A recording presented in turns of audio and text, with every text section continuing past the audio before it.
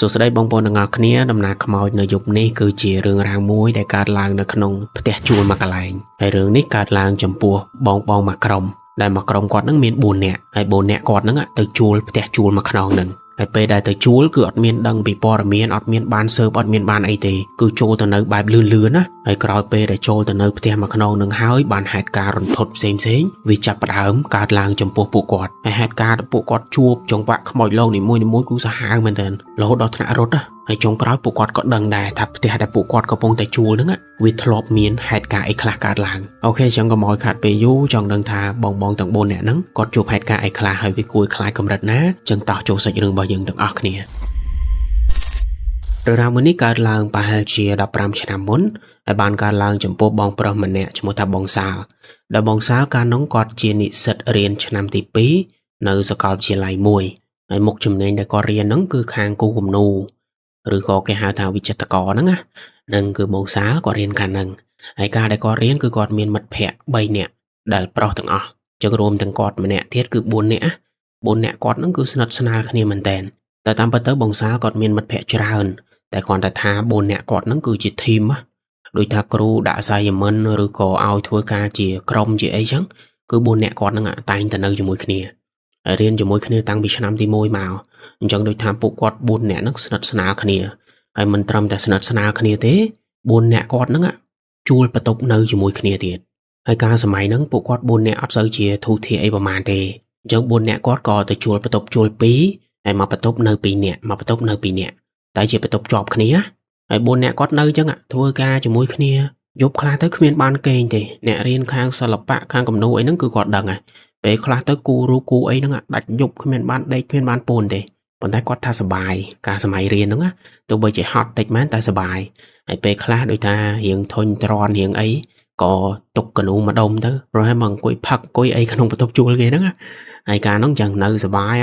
ប៉ុន្តែដល់ពេលគាត់ថាគាត់នៅយូរទៅការងារក៏កាន់តែច្រើនគំនូក៏កាន់តែច្រើនហើយឧបករណ៍គូរូបផ្សេងហ្នឹងវាកាន់តែច្រើនជាងនឹងទៀតហើយបងសាគាត់ថាការនោះគាត់គូគំនូប្រេងគំនូអីហ្នឹងអាឧបករណ៍ដែលគាត់គូហ្នឹងវាមានក្លិនវាពិបាកទ្រាំវាថប់នៅក្នុងបន្ទប់តូចមួយអញ្ចឹងណាអញ្ចឹង4នាក់គាត់ពេលហ្នឹងក៏មានកំណត់ថាឥឡូវយើងជួលបន្ទប់2ប៉ុន្តែបន្ទប់1យើងទុកគូគំនូហើយទុកដាក់ឧបករណ៍គំនូដាក់ជើងត្រគំនូអីផ្សេងហ្នឹងទុកមកបន្ទប់ទៅរួចហើយមកបន្ទប់ទៀតយើងនៅ4នាក់អាហ្នឹងពេលហ្នឹងគឺពួកគាត់4នាក់កិនអញ្ចឹងហើយដល់ពេលកិនអញ្ចឹងមិត្តភ័ក្តិផ្សេងក៏អូខេគាត់ថាកំណត់ល្អក៏ប្រមូលគំនូប្រមូលការងាររបស់គាត់ទាំងអស់ហ្នឹងទៅទុកនៅបន្ទប់ខាងស្ដាំហើយពួកគាត់4នាក់ក៏រើអីវ៉ាន់រើកៅអៅរបស់គាត់ហ្នឹងមកដាក់បន្ទប់ខាងឆ្វេងហើយក៏ប្រើជីវិត4នាក់ហ្នឹងនៅក្នុងបន្ទប់មួយហើយបន្ទប់មួយដែលគាត់នៅគឺទំហំ 4x4 ហើយមានបន្ទប់ទឹកមួយនៅក្នុងហ្នឹង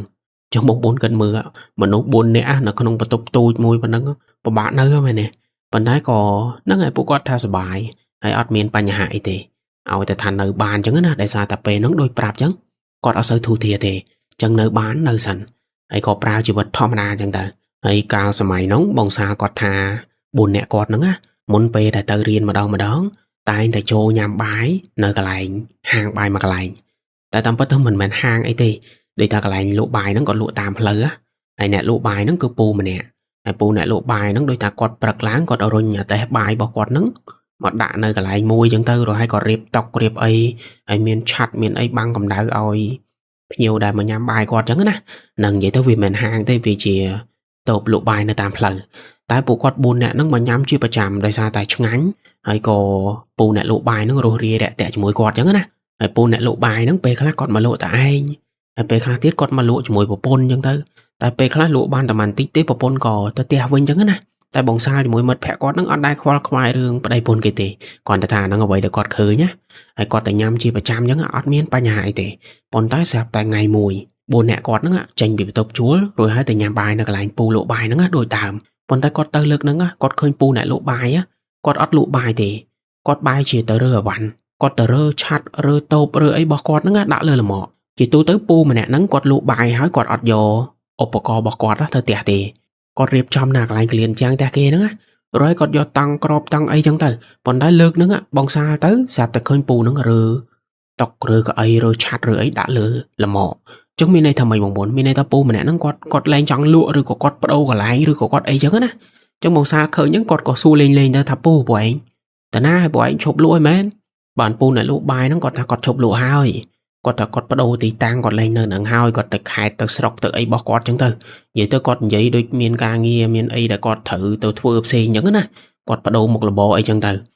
Nắng á vậy đã cọt bạp bóng xa cho mùi nâng mật phẹ cọt. Ai đọc về bạp hói pù mà nè nắng á có xua. Crom bóng xa nắng á thà. Pù này thở cáp theo chua lót. Bởi thà thở cá tờ chuột theo pù mong tư.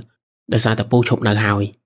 nắng á vậy là cọt này nó mong sao ai đâu bong sao cho mối nó mất phẹ cọt lư chẳng có xua nè tầm bất cọt ở chắp ở đám IT để sao tại cọt ở sơ miền lùi hay chua té còn mình mẹ thảo đây mày nè chẳng bố nè cọt ở miền tự cật ở đường chua té chua IT phần đã đọc pu mà nè nó còn giấy chẳng máu bong sao cho mối mất phẹ cọt nó có xua tư thà té chua nó nở na hay tại lại mấy ấy mấy chẳng tư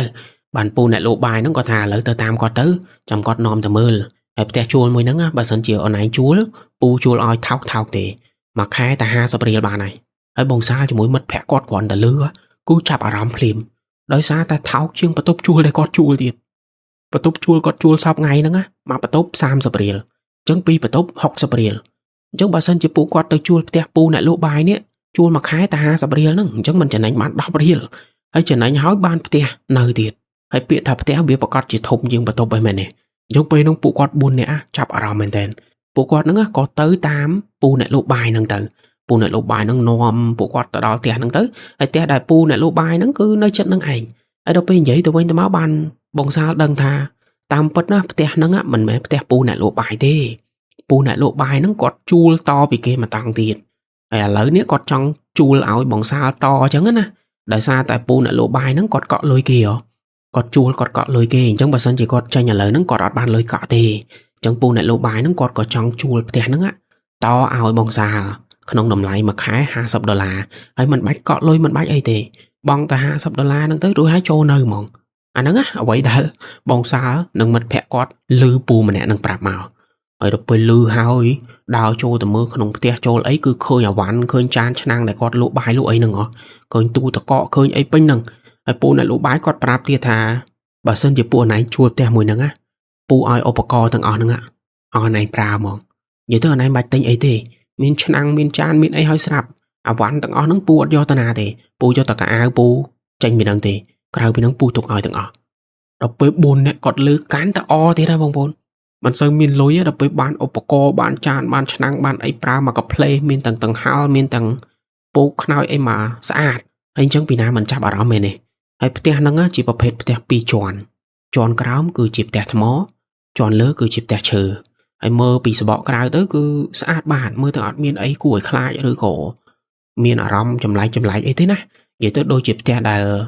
cái nơi tu tơ nữa á bị bố pu này lộ bài nó còn nơi chịp phải chạm mà chẳng ọt miền ấy thử chầm lại thế mày nè đọc bê bóng xa thì mới mất phẹ con giấy kia cất cu kia tới có sự mẹ chất tha phụ con tầm buôn nè nâng á nâng mà chua tẹt to bí pu này lộ bài nâng ai hay pu này lô bài nó còn ta chạm cót từ prap mà cha tè kệ oi mình chăm bạch với ai cái xa mình chăm bạch ấy nhẹ nhảy thì vậy tức bong oi từ cót ha sập riêng lần tới hay chỗ nơi từ pu cót có ok tam lần từ ấy mình chú tê bong bồn ba hai chỉ cả lon bi nắng ạ mà ngay tới pi ngay thì pu này lô bài đi ta cót tranh bị tè nắng ấy nè cót từ khai từ ấy bạt này hay cót oi sau tè oi ấy nắng mà oi bong xa hay bong xa thì mùi nắng mật phẹ cót bay nè nắng có chập rám rơi vằn bị bắt tập chua để cót chua chỉ phải chạm nắng á mà nơi không tè chua mùi nắngไอ้การเรือวันเรือไอ้นั่นก็มันอยู่ได้แต่มาปรักเตะพวกเรือวันให้อ๋อตั้งเชิงกับนูตั้งกะอ้าวตั้งไอ้ตั้งอ๋อนั่งอ่ะเรือมาด่าเนื้อแต่ชัวทำไมบอกก่อนนั่งอ่ะเราไปก็เรือวันเรือไอ้ให้อ๋อพวกตั้งบุญเนี่ยนั่งอ่ะก็เรือประตูโดยตาปีนาเนินไหนจังนะผลท้ายแต่นั่งก็อาจจะเรือประตูบานชรานตีได้ซาแต่แต่มาขนองนั่งมีนประตูตะปีตีให้ประตูปีนั่งคือเนื้อจอนเลยนั่งจอนเชื้อจอนข้างกลางอัดมีนประตูเกยตีจอนข้างกลางคือเราlà heo miềnจะแขนmiềnประตูตักมวยนะโคมไอเมียนกะไรแต่ตัวเหี่ยวกะไรไอ้นั่งอะคือmiềnตะปันนั่งตายจอนเลือเมียนปีประตูหาดเมียนประตูตักไอ้นะจังไปยังจองโจประตูตักยังต่อแต่ดาวปีจอนเลือนั่งอะจองมากราวไอเราไปจอนเลือเมียนตะปีประตูยังเต้ปูกอดก่อฟื้นโดยดาวไหมนะมาประตูปีเนี่ยมาประตูปีเนี่ยยังตัวฟื้นโดยโนประตูจูจังมาประตูปีเนี่ยโดยดาวก่อนแต่ถ้าเราจริงประตูจูถอดทางอันนี้วิเมียนจอนกราวยังปูกอดก่อโยกลุ่มนูโยกกาบอกอดต่างอ่อนนั่งอะmà đã nói chọn cào hay nó bây giờ thưa ca thưa ấy cứ mong coi thưa nó chọn cào tận ác này chẳng tới ហើយបើនិយាយពីកម្មចដាផ្ទះហ្នឹងណាផ្ទះហ្នឹងគឺមានកម្មចដាមួយសម្រាប់ឡើងទៅលើហើយកម្មចដាហ្នឹងគឺជាប្រភេទកម្មចដាឈើហើយកម្មចដាមួយហ្នឹងខ្ញុំចង់ឲ្យបងប្អូនសម័យរូបភាពតាមខ្ញុំណាកម្មចដាហ្នឹងវាជាប្រភេទកម្មចដាឈើហើយពីមួយកម្មទៅមួយកម្មហ្នឹងវាមានប្រហោងវាមានប្រឡោះនិយាយទៅបើកម្មចដាទូទៅយើងអាចមើលឃើញខាងក្រោមកម្មចដាបានណាដោយសារតែវាកម្មវាប្រឡោះពីមួយទៅមួយអញ្ចឹងយើងអាចមើលខាងក្រោមបានតែកម្មចដាមួយហ្នឹងយើងអាចមើលខាងក្រោមបានទេដោយសារតែផ្ទៃខាងក្រោមនៃកម្មចដាហ្នឹងគឺគេបិទប្រទេសក្តារគេបិទដូចលក្ខណៈគេហៅខ្លុំផ្លាក់គេគេបិទអាហ្នឹងពីក្រោមកម្មចដាអញ្ចឹងយើងអាចមើលពីក្រោមទៅលើឬក៏ពីលើចុះមកក្រោមកម្មចដាបានទេតែពីមួយកម្មទៅមួយកម្មវានៅតែមានប្រឡោះវាល្ងិតនៅកលៀតហ្នឹងហ្នឹងគឺជាប្រភេទកម្មចដានៅក្នុងផ្ទះហ្នឹងហើយពេលដែលដើរឡើងម្ដងដូចថាយើងជន់ប្រទេសក្តារកម្មចដាហ្នឹងវាតែទៅលើអេតអញ្ចឹងណានិយាយទៅតាម style កម្មចដាឈើទូទៅដូចបងប្អូនធ្លាប់ជន់ធ្លាប់អីដឹងហើយបើនិយាយពីជុំវិញផ្ទះហ្នឹងគឺមានបរិវេណប្រហែលជា1ម៉ែត្រទៅ2ម៉ែត្រដែលអាចឲ្យយើងហ្នឹងដើរជុំវិញផ្ទះបានហើយឲ្យយើងហ្នឹងហាលកៅអៅហាលអីបានអញ្ចឹងណានិយាយទៅ4នាក់គាត់ក្រោយពេលដែលចូលទៅនៅផ្ទះហ្នឹងដបងគឺអមែនតើដូចថាស្រួលនៅបរិវេណធំហើយគួយផឹកស៊ីគួយអីដូចថាស្រួលជាងមុនអញ្ចឹងណាហើយអញ្ចឹងទៅពួកគាត់ក៏ប្រើជីវិតធម្មតាអញ្ចឹងទៅពីព្រឹកទៅរៀនល្ងាចមកវិញហើយយប់ឡើងគួយគូគំនូគូអីនៅជាន់ក្រោមហ្នឹងអត់ដែលមានបញ្ហាអីទេហើយនៅផ្នែកខាងក្រោមកម្មចដាពួកគាត់តែងតែយកជើងគំនូដែលជាប្រភេទឈើត្រជើងត្រអីហ្នឹងយកទៅដាក់នៅក្រោមកម្មចដាពេលខ្លះគំនូដែលគាត់គូហើយចាស់ពីមុនអីហ្នឹងក៏យកទៅទុកក្រោមកម្មចដាហ្នឹងដែរហើយនៅក្បែរក្រោមកម្មចដាហ្នឹងមានធុងតកកមួយដែលជាធុងតកកគេដាក់តកកគេដាក់បន្លែគេដាក់សាច់អីដែលពូអ្នកលក់បាយហ្នឹងគាត់ប្រើជាប្រចាំណាធុងមួយហ្នឹងវានៅក្រោមកម្មចដាអញ្ចឹងពួកគាត់ទាំង4នាក់ឃើញអញ្ចឹងទៅក៏យកធុងមួយហ្នឹងមកប្រើគាត់ទៅទិញសាច់ទិញបន្លែឬក៏ទិញអីមកផឹកផ្សេងហ្នឹងគាត់យកទៅក្លាសេនៅក្នុងធុងក្រហមមួយហ្នឹងអាធុងដែលយើងឃើញគេលក់តកកជាប្រចាំហ្នឹងគាត់យកធុងហ្នឹងមកប្រើបន្តអញ្ចឹងទៅហើយពួកគាត់4នាក់ប្រើជីវិតក្នុងផ្ទះហ្នឹង4-5ថ្ងៃដំបូងអត់មានបញ្ហាទេដូចថានៅស្រួលប៉ុន្តែចូលមកដល់ថ្ងៃទី7ថ្ងៃហ្នឹងស្រាប់តែបងសាលគាត់មកផ្ទះយូរជាងគេដូចថាគាត់មានការងារមានអីដែលត្រូវធ្វើអញ្ចឹងណាអញ្ចឹងមិត្តភក្តិគាត់នៅផ្ទះតែ3នាក់ទេហើយបងសាលគាត់ប្រហែលជាម៉ោង8-9យប់បានគាត់មកវិញណាហើយដល់ពេលគាត់មកដល់ផ្ទះអញ្ចឹងទៅគាត់បើកលបងបើកអីគាត់ចូលដោយខ្លួនឯងគាត់មិនចាំបាច់ហៅមិត្តភក្តិមកបើកសោឲ្យណាដោយសារតែផ្ទះហ្នឹងគាត់មានសោម្នាក់មួយអញ្ចឹងពីណាមកក្រោយមកអីគឺបើកចូលខ្លួនឯងទៅហើយពេលហ្នឹងអញ្ចឹងបងសាលបើកទ្វារបើកអីអញ្ចឹងទៅរួចហើយគាត់ចតម៉ូតូចតអីរបស់គាត់ហ្នឹងចូលទៅក្នុងលបងរួចហើយគាត់បើកទ្វារចូលទៅក្នុងផ្ទះទៅហើយអំឡុងពេលដែលគាត់ចូលហ្នឹងមិត្តភក្តិគាត់មិនទាន់ដឹងផងថាគាត់មកដល់ផ្ទះនិយាយទៅអត់មានណាខ្វល់អញ្ចឹងណាស្ងាត់ជ្រាបក្នុងផ្ទះហ្នឹងទៅប៉ុន្តែអំឡុងពេលដែលបងសាលហ្នឹងគាត់ដើរឡើងកម្មចដាស្រាប់តែគាត់ដើរឡើងទៅគាត់ក៏ឃើញស្អីមួយយ៉ាងនៅក្រោមកម្មចដាដល់ពេលគាត់អើតកមើលទៅបានឃើញថាមិត្តភក្តិគាត់ម្នាក់កំពុងតែអង្គុយក្រោមកម្មចដាហើយកំពុងតែអង្គុយមើលអីម្យ៉ាងដូចថាមើលជើងគំនូជើងអីចឹងណាហើយបងសាគាត់ឃើញចឹងគាត់ក៏ស្រែកលេងទៅណាគាត់ថាហើយឯងធ្វើអីក្រោមហ្នឹងគាត់ស្រែកសួរល្បែមចឹងប៉ុន្តែមិត្តភក្តិគាត់អត់តបមកទេហើយមិត្តភក្តិគាត់ងាកមុខមកប៉ុន្តែពេលដែលមិត្តភក្តិគាត់ងាកមុខមកហ្នឹងភ្នែកមិត្តភក្តិគាត់ឡើងក្រហមប៉ុន្តែមិនមែនក្រហមដូចខ្មោចក្រហមដូចអីទេគឺលក្ខណៈក្រហមដូចមនុស្សស្វឹងលក្ខណៈអញ្ចឹងវិញហើយបងសាគាត់ឃើញចឹងគាត់ក៏ថាឲ្យទៅណាគាត់ថាឯងផឹកដល់កហើយផឹកឡើងភ្នែកក្រហមភ្នែកអីអស់លីងចឹងទៅនិយាយទៅបងសាគាត់ធ្វើធម្មតាគាត់ថាឲ្យមិត្តភក្តិគាត់ធម្មតាហើយគាត់ក៏ដើរឡើងទៅជាន់ទី2ទៅហើយដល់ពេលគាត់ដើរឡើងទៅដល់ជាន់ទី2គាត់ក៏បើកទៅបន្ទប់មិត្តភក្តិគាត់ម្នាក់ហើយគាត់ឃើញមិត្តភក្តិគាត់2នាក់កំពុងតែគេងនៅក្នុងបន្ទប់ហ្នឹងណាតែអត់តន់គេងលក់ទេគេងកំពុងតែចុចទូរស័ព្ទចុចអីលេងចឹងទៅហើយគាត់ក៏អត់មានសួរអីដែរគាត់បិទទ្វារវិញមករួចហើយគាត់ដើរចូលទៅក្នុងបន្ទប់មួយចំហៀងទៀតបន្ទប់មួយទៀតដែលជាបន្ទប់គាត់គេងជាមួយមិត្តភក្តិម្នាក់ទៀតហើយដល់ពេលគាត់បើកទៅគាត់ឃើញមិត្តភក្តិគាត់ម្នាក់ទៀតនៅក្នុងបន្ទប់ហ្នឹងដែរហើយនៅលើគ្រែដូចគ្នាដល់ពេលចឹងបងសាគាត់មិនឆ្ងល់គាត់ក៏ស្រែកទៅហើយពួកឯងអត់មានចុះក្រោមអីចឹងហើយអញឃើញពីណាគេនៅក្រោមកម្មចដាមិញពីពួកមិត្តភក្តិគាត់3នាក់ហើយ3នាក់ហ្នឹងឥឡូវនៅលើជាន់ទី2អញ្ចឹងពីណាគេដែលអង្គុយនៅក្រោមកម្មចដាមុនហ្នឹងដែលគាត់ឃើញងាកមុខមកភ្នែកក្រហមអីហ្នឹងពីណាគេហើយដល់ពេលគាត់យករឿងហ្នឹងទៅប្រាប់មិត្តភក្តិគាត់3នាក់ទៅក៏3នាក់ទៀតចាប់ដើមរៀងភ័យណាប៉ុន្តែភ័យហ្នឹងគឺភ័យចោលមិនមែនភ័យខ្មោចភ័យអីទេពួកគាត់ខ្លាចចោលចូលមកសង្ងំក្រោមកម្មចដាក្រោមអីចឹងទៅពួកគាត់3នាក់4នាក់ហ្នឹងក៏យកអាវុធម្នាក់មួយយកដំបងយកឈើយកអីដែលមានចឹងណាrồiកាន់ហើយដើរចុះតាមកម្មចដាហ្នឹង ហើយទៅមើលក្រោមកាំចរាសួរថាពីណាគេអង្គុយក្រោមកាំចរាមិញតែដល់ពេលគាត់ទៅមើលអត់មានឃើញទេហើយគាត់ដើរមើលតាមផ្ទះតាមអីហ្នឹងតាមជុំវិញផ្ទះអោតកមើលអោតអីអត់មានឃើញអីទាំងអស់ហើយក៏សំឡេងតិចក៏គ្មានដែរនិយាយទៅគឺស្ងាត់ជ្រាបផ្ទះហ្នឹងធម្មតាដល់ពេលមិត្តភ័ក្តិបងសាលគាត់រកអត់ឃើញអញ្ចឹងទៅក៏នាំគ្នាមកបន្ទោសបងសាលហ្នឹងថាបងសាលហ្នឹងដូចថាកុហកឬក៏ប្រេងឬក៏បន្លាចពួកគាត់អីចឹងទៅនិយាយទៅម្នាក់អត់ជឿបងសាលទេហើយក៏នាំគ្នាឡើងទៅគេងវិញចឹងទៅហើយបងសាលគាត់ថាគាត់ឃើញមែនគាត់ឃើញដូចមិត្តភ័ក្តិគាត់អង្គុយក្រោមចរាចឹងប៉ុន្តែដល់ពេលរកមិនឃើញក៏អូខេតាមហ្នឹងទៅ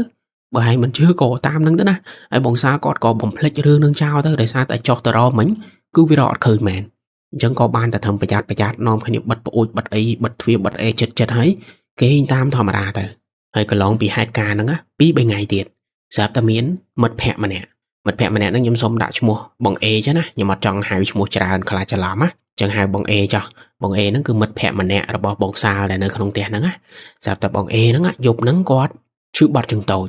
ហើយបន្ទប់ទឹកដូចប្រាប់ចឹងគឺនៅជាន់ក្រោមហើយពេលហ្នឹងយប់ជ្រៅណាម៉ោងប្រហែល 9-10 យប់ហើយប៉ុន្តែយប់ជ្រៅបន្តិចមែនតែមិត្តភ័ក្តិគាត់ទាំង3នាក់ហ្នឹងអត់តន់គេងទេតែគេនៅបន្ទប់រៀងខ្លួនហើយបងអេហ្នឹងគាត់ក៏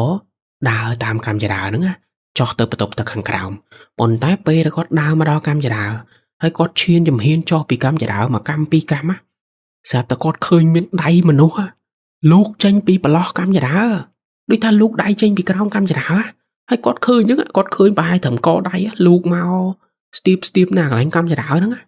ប៉ុន្តែបច្ចៈទៀតបងប្អូនក្រោមកាំចរាហ្នឹងគឺគេបិទប្រទះក្តារអញ្ចឹងអត់អាចលោកដៃចេញមកពីក្រោមកាំចរាបានទេអ្នកឯងចង់លោកដៃមកបានតតែអ្នកឯងហ្នឹងទម្លុះអាប្រទះក្តារនៅខាងក្រោមកាំចរាហ្នឹងបានលោកចេញមកបានតែយប់ហ្នឹងបងអេឃើញអញ្ចឹងឃើញគេលោកដៃមកស្ទាបអញ្ចឹងប៉ុន្តែពេលដែលឃើញហ្នឹងឃើញមិនសូវជាច្បាស់ទេណាដោយសារតែផ្ទះគាត់កាលហ្នឹងណាកន្លែងកាំចរាគឺវាមានពូលទូចទេហើយពូលទូចហ្នឹងពណ៌ក្រហមទៀតដល់ពេលពណ៌ក្រហមអញ្ចឹងទៅមើលមិនសូវច្បាស់ហើយវាល្ងិតវាអីផងតែអ្វីដែលគាត់ឃើញគឺអញ្ចឹងដូចដៃមនុស្សអញ្ចឹងកំពុងតែលោកមកចំហៀងហើយបងអេគាត់ឃើញអញ្ចឹងគាត់ក៏យកស្អីដែលនៅក្បែរកាំចរាហ្នឹងណាគាត់ចាប់អារបស់ហ្នឹងមកគាត់គប់ប្រោយគាត់គប់តាកន្លែងកាំចរាហ្នឹងហើយដល់ពេលគាត់គប់ទៅដៃមួយហ្នឹងបានវាវឹបទៅក្រោមកាំចរាវិញទៅដូចថាវាលោកដកទៅក្រោយវិញណាហើយអាគាត់គប់ផាំងមិញហ្នឹងបានមិត្តភ័ក្តិគាត់3នាក់ទៀតជាមួយបងសាលបងអីហ្នឹងមកសួរថាឯងឃើញអីហើយគប់អីបានលឺពេញផ្ទះអញ្ចឹងណាបានគាត់និយាយប្រាប់ទៅថាមុនហ្នឹងគាត់ឃើញមានដៃមនុស្សម្នាក់លោកចេញពីក្រោមកាំចរាមកហើយដៃដែលគាត់ឃើញហ្នឹងគាត់ឃើញមិនសូវច្បាស់ទេតែគាត់ច្បាស់ 100% គឺជាដៃមនុស្សហើយមិនមែនដៃមនុស្សប្រុសទៀតគឺដៃមនុស្សស្រីដោយសារតែដៃហ្នឹងរៀងទូចរៀងស្លេករៀងសរៀងអីចឹងណាចុះគាត់គិតថាដៃមនុស្សស្រីហើយដល់ពេលមិត្តភ័ក្តិគាត់3នាក់ទៀតលឺចឹងដូចដើមបងប្អូនទៅចាប់ដបងចាប់ឈើអីដែលនៅខាងលើមានហ្នឹងចាប់ហើយរួចហើយដើរចុះទៅក្រោមកាំចរាដើរទៅមើលហ្មងចង់ដឹងថាអ្នកណានៅក្រោមកាំចរាតែដល់ពេលចុះទៅមើលគឺអត់មានឃើញអីទេស្ងាត់ជ្រាបហើយដើរមើលតាមជុំវិញផ្ទះចឹងក៏គ្មានឃើញអីដែរនិយាយទៅពួកគាត់4នាក់ហ្នឹងគឺគាត់គិតតែចោល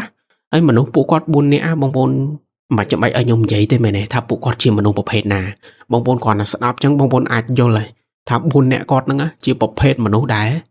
មិនខ្លាចខ្មោចឬក៏មិនសូវជឿទៅលើរឿងខ្មោចណាបើមនុស្សដែលខ្លាចខ្ញុំជឿថាលឺប៉ុណ្ណឹងឃើញប៉ុណ្ណឹងគឺនៅស្ងៀមហើយញ័រភ័យបាត់ហើយតែពួកគាត់អត់ទេលឺថាមានដៃមនុស្សលោកចេញពីក្រោមកាំចរារត់ទៅហោដបងហ្មងពីព្រោះពួកគាត់គិតថាចោលអត់មានពីណាគិតលើរឿងខ្មោចទេតែដល់ពេលទៅរកអត់ឃើញអីអត់ឃើញអញ្ចឹងទៅពួកគាត់ទាំង3នាក់ហ្នឹងក៏សួរទៅបងអេថាឯងឃើញមែនអត់ប្រកាសអត់ថាដៃមនុស្សឆ្មាទេអីឬមួយក៏សត្វកដោសត្វអីទេអីគាត់ខ្លាចបងអេច្រឡំអញ្ចឹងណាតែដល់ពេលសួរទៅបងអេនៅតែបច្ចៈអញ្ចឹងគាត់ថាច្បាស់ណាស់ដៃមនុស្សលោកចេញមកដៃតែមកចំហៀងទេអញឃើញច្បាស់ណាស់ហើយដល់ពេលម្នាក់ចេះតែគិតណាតែបើដៃមនុស្សមានតែចោលហើយបើចោលវាចូលផ្ទះយើងវាទៅក្រោមកាំចរាធ្វើអីហើយបើសិនជាវាទៅក្រោមកាំចរាវាលោកដៃចេញមករកបកាច់អីមែនទេបងប្អូនគិតអញ្ចឹងឯងគឺចោលណាទៅធ្វើអញ្ចឹងបើចោលវាចូលមកផ្ទះវាប្រកាសជានៅស្ងៀមវាប្រកាសជាទៅលួចនេះលួចនោះវាមិនដែលមកក្រោមកាំចរាលោកដៃរាវឲ្យយើងមើលវាមិនដែរហើយស្រាប់តែពួកគាត់កំពុងតែនិយាយគ្នាអញ្ចឹងស្រាប់តែមានមិត្តភ័ក្តិម្នាក់ស្រែកចេញមកតិចខ្មោចទៅគាត់ស្រែកមកអញ្ចឹងហើយ3នាក់ទៀតគ្រាន់តែលឺអញ្ចឹងងាកមុខទៅមើលមកងាកមុខទៅមើលមុខគ្នាដូចថាអេអញអត់មានគិតទៅលើរឿងខ្មោចសោះហើយឯងនិយាយខ្មោចអញ្ចឹងវាដូចវាមិនដែលអញដូចជឿថាមានខ្មោចហើយបើមានមែនមិនក៏មកលូកដៃឲ្យមនុស្សឃើញឲ្យអីចឹងណានិយាយទៅពួកគាត់អត់ជឿ ដល់ពេលអត់ជឿអញ្ចឹងទៅក៏បំភ្លេចរឿងមួយនឹងចោលទៅចាត់ទុកថាជាសត្វកដោឬក៏ឆ្មាដែលវាលោតចូលមកក្នុងផ្ទះឬក៏អីចឹងទៅនិយាយទៅគិតបែបធម្មជាតិណាហើយក៏ប្រើជីវិតនៅក្នុងផ្ទះហ្នឹងតាមធម្មតាហើយកន្លងពីហ្នឹង2ថ្ងៃទៀតស្រាប់តែបងអេដូចដើមបងអេដែលឃើញដៃមនុស្សចេញពីកម្មចរាគេមុនហ្នឹង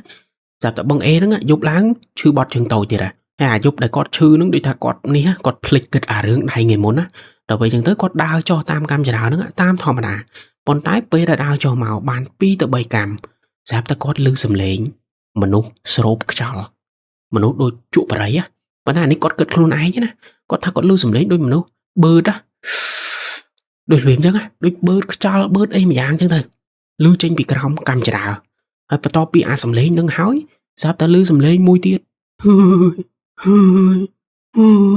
ឮសំឡេងដូចមនុស្សល្ងាមនុស្សដូចថាញ័រភ័យអញ្ចឹងណាគាត់ឮអញ្ចឹងឮចេញពីក្រោមកម្មចរា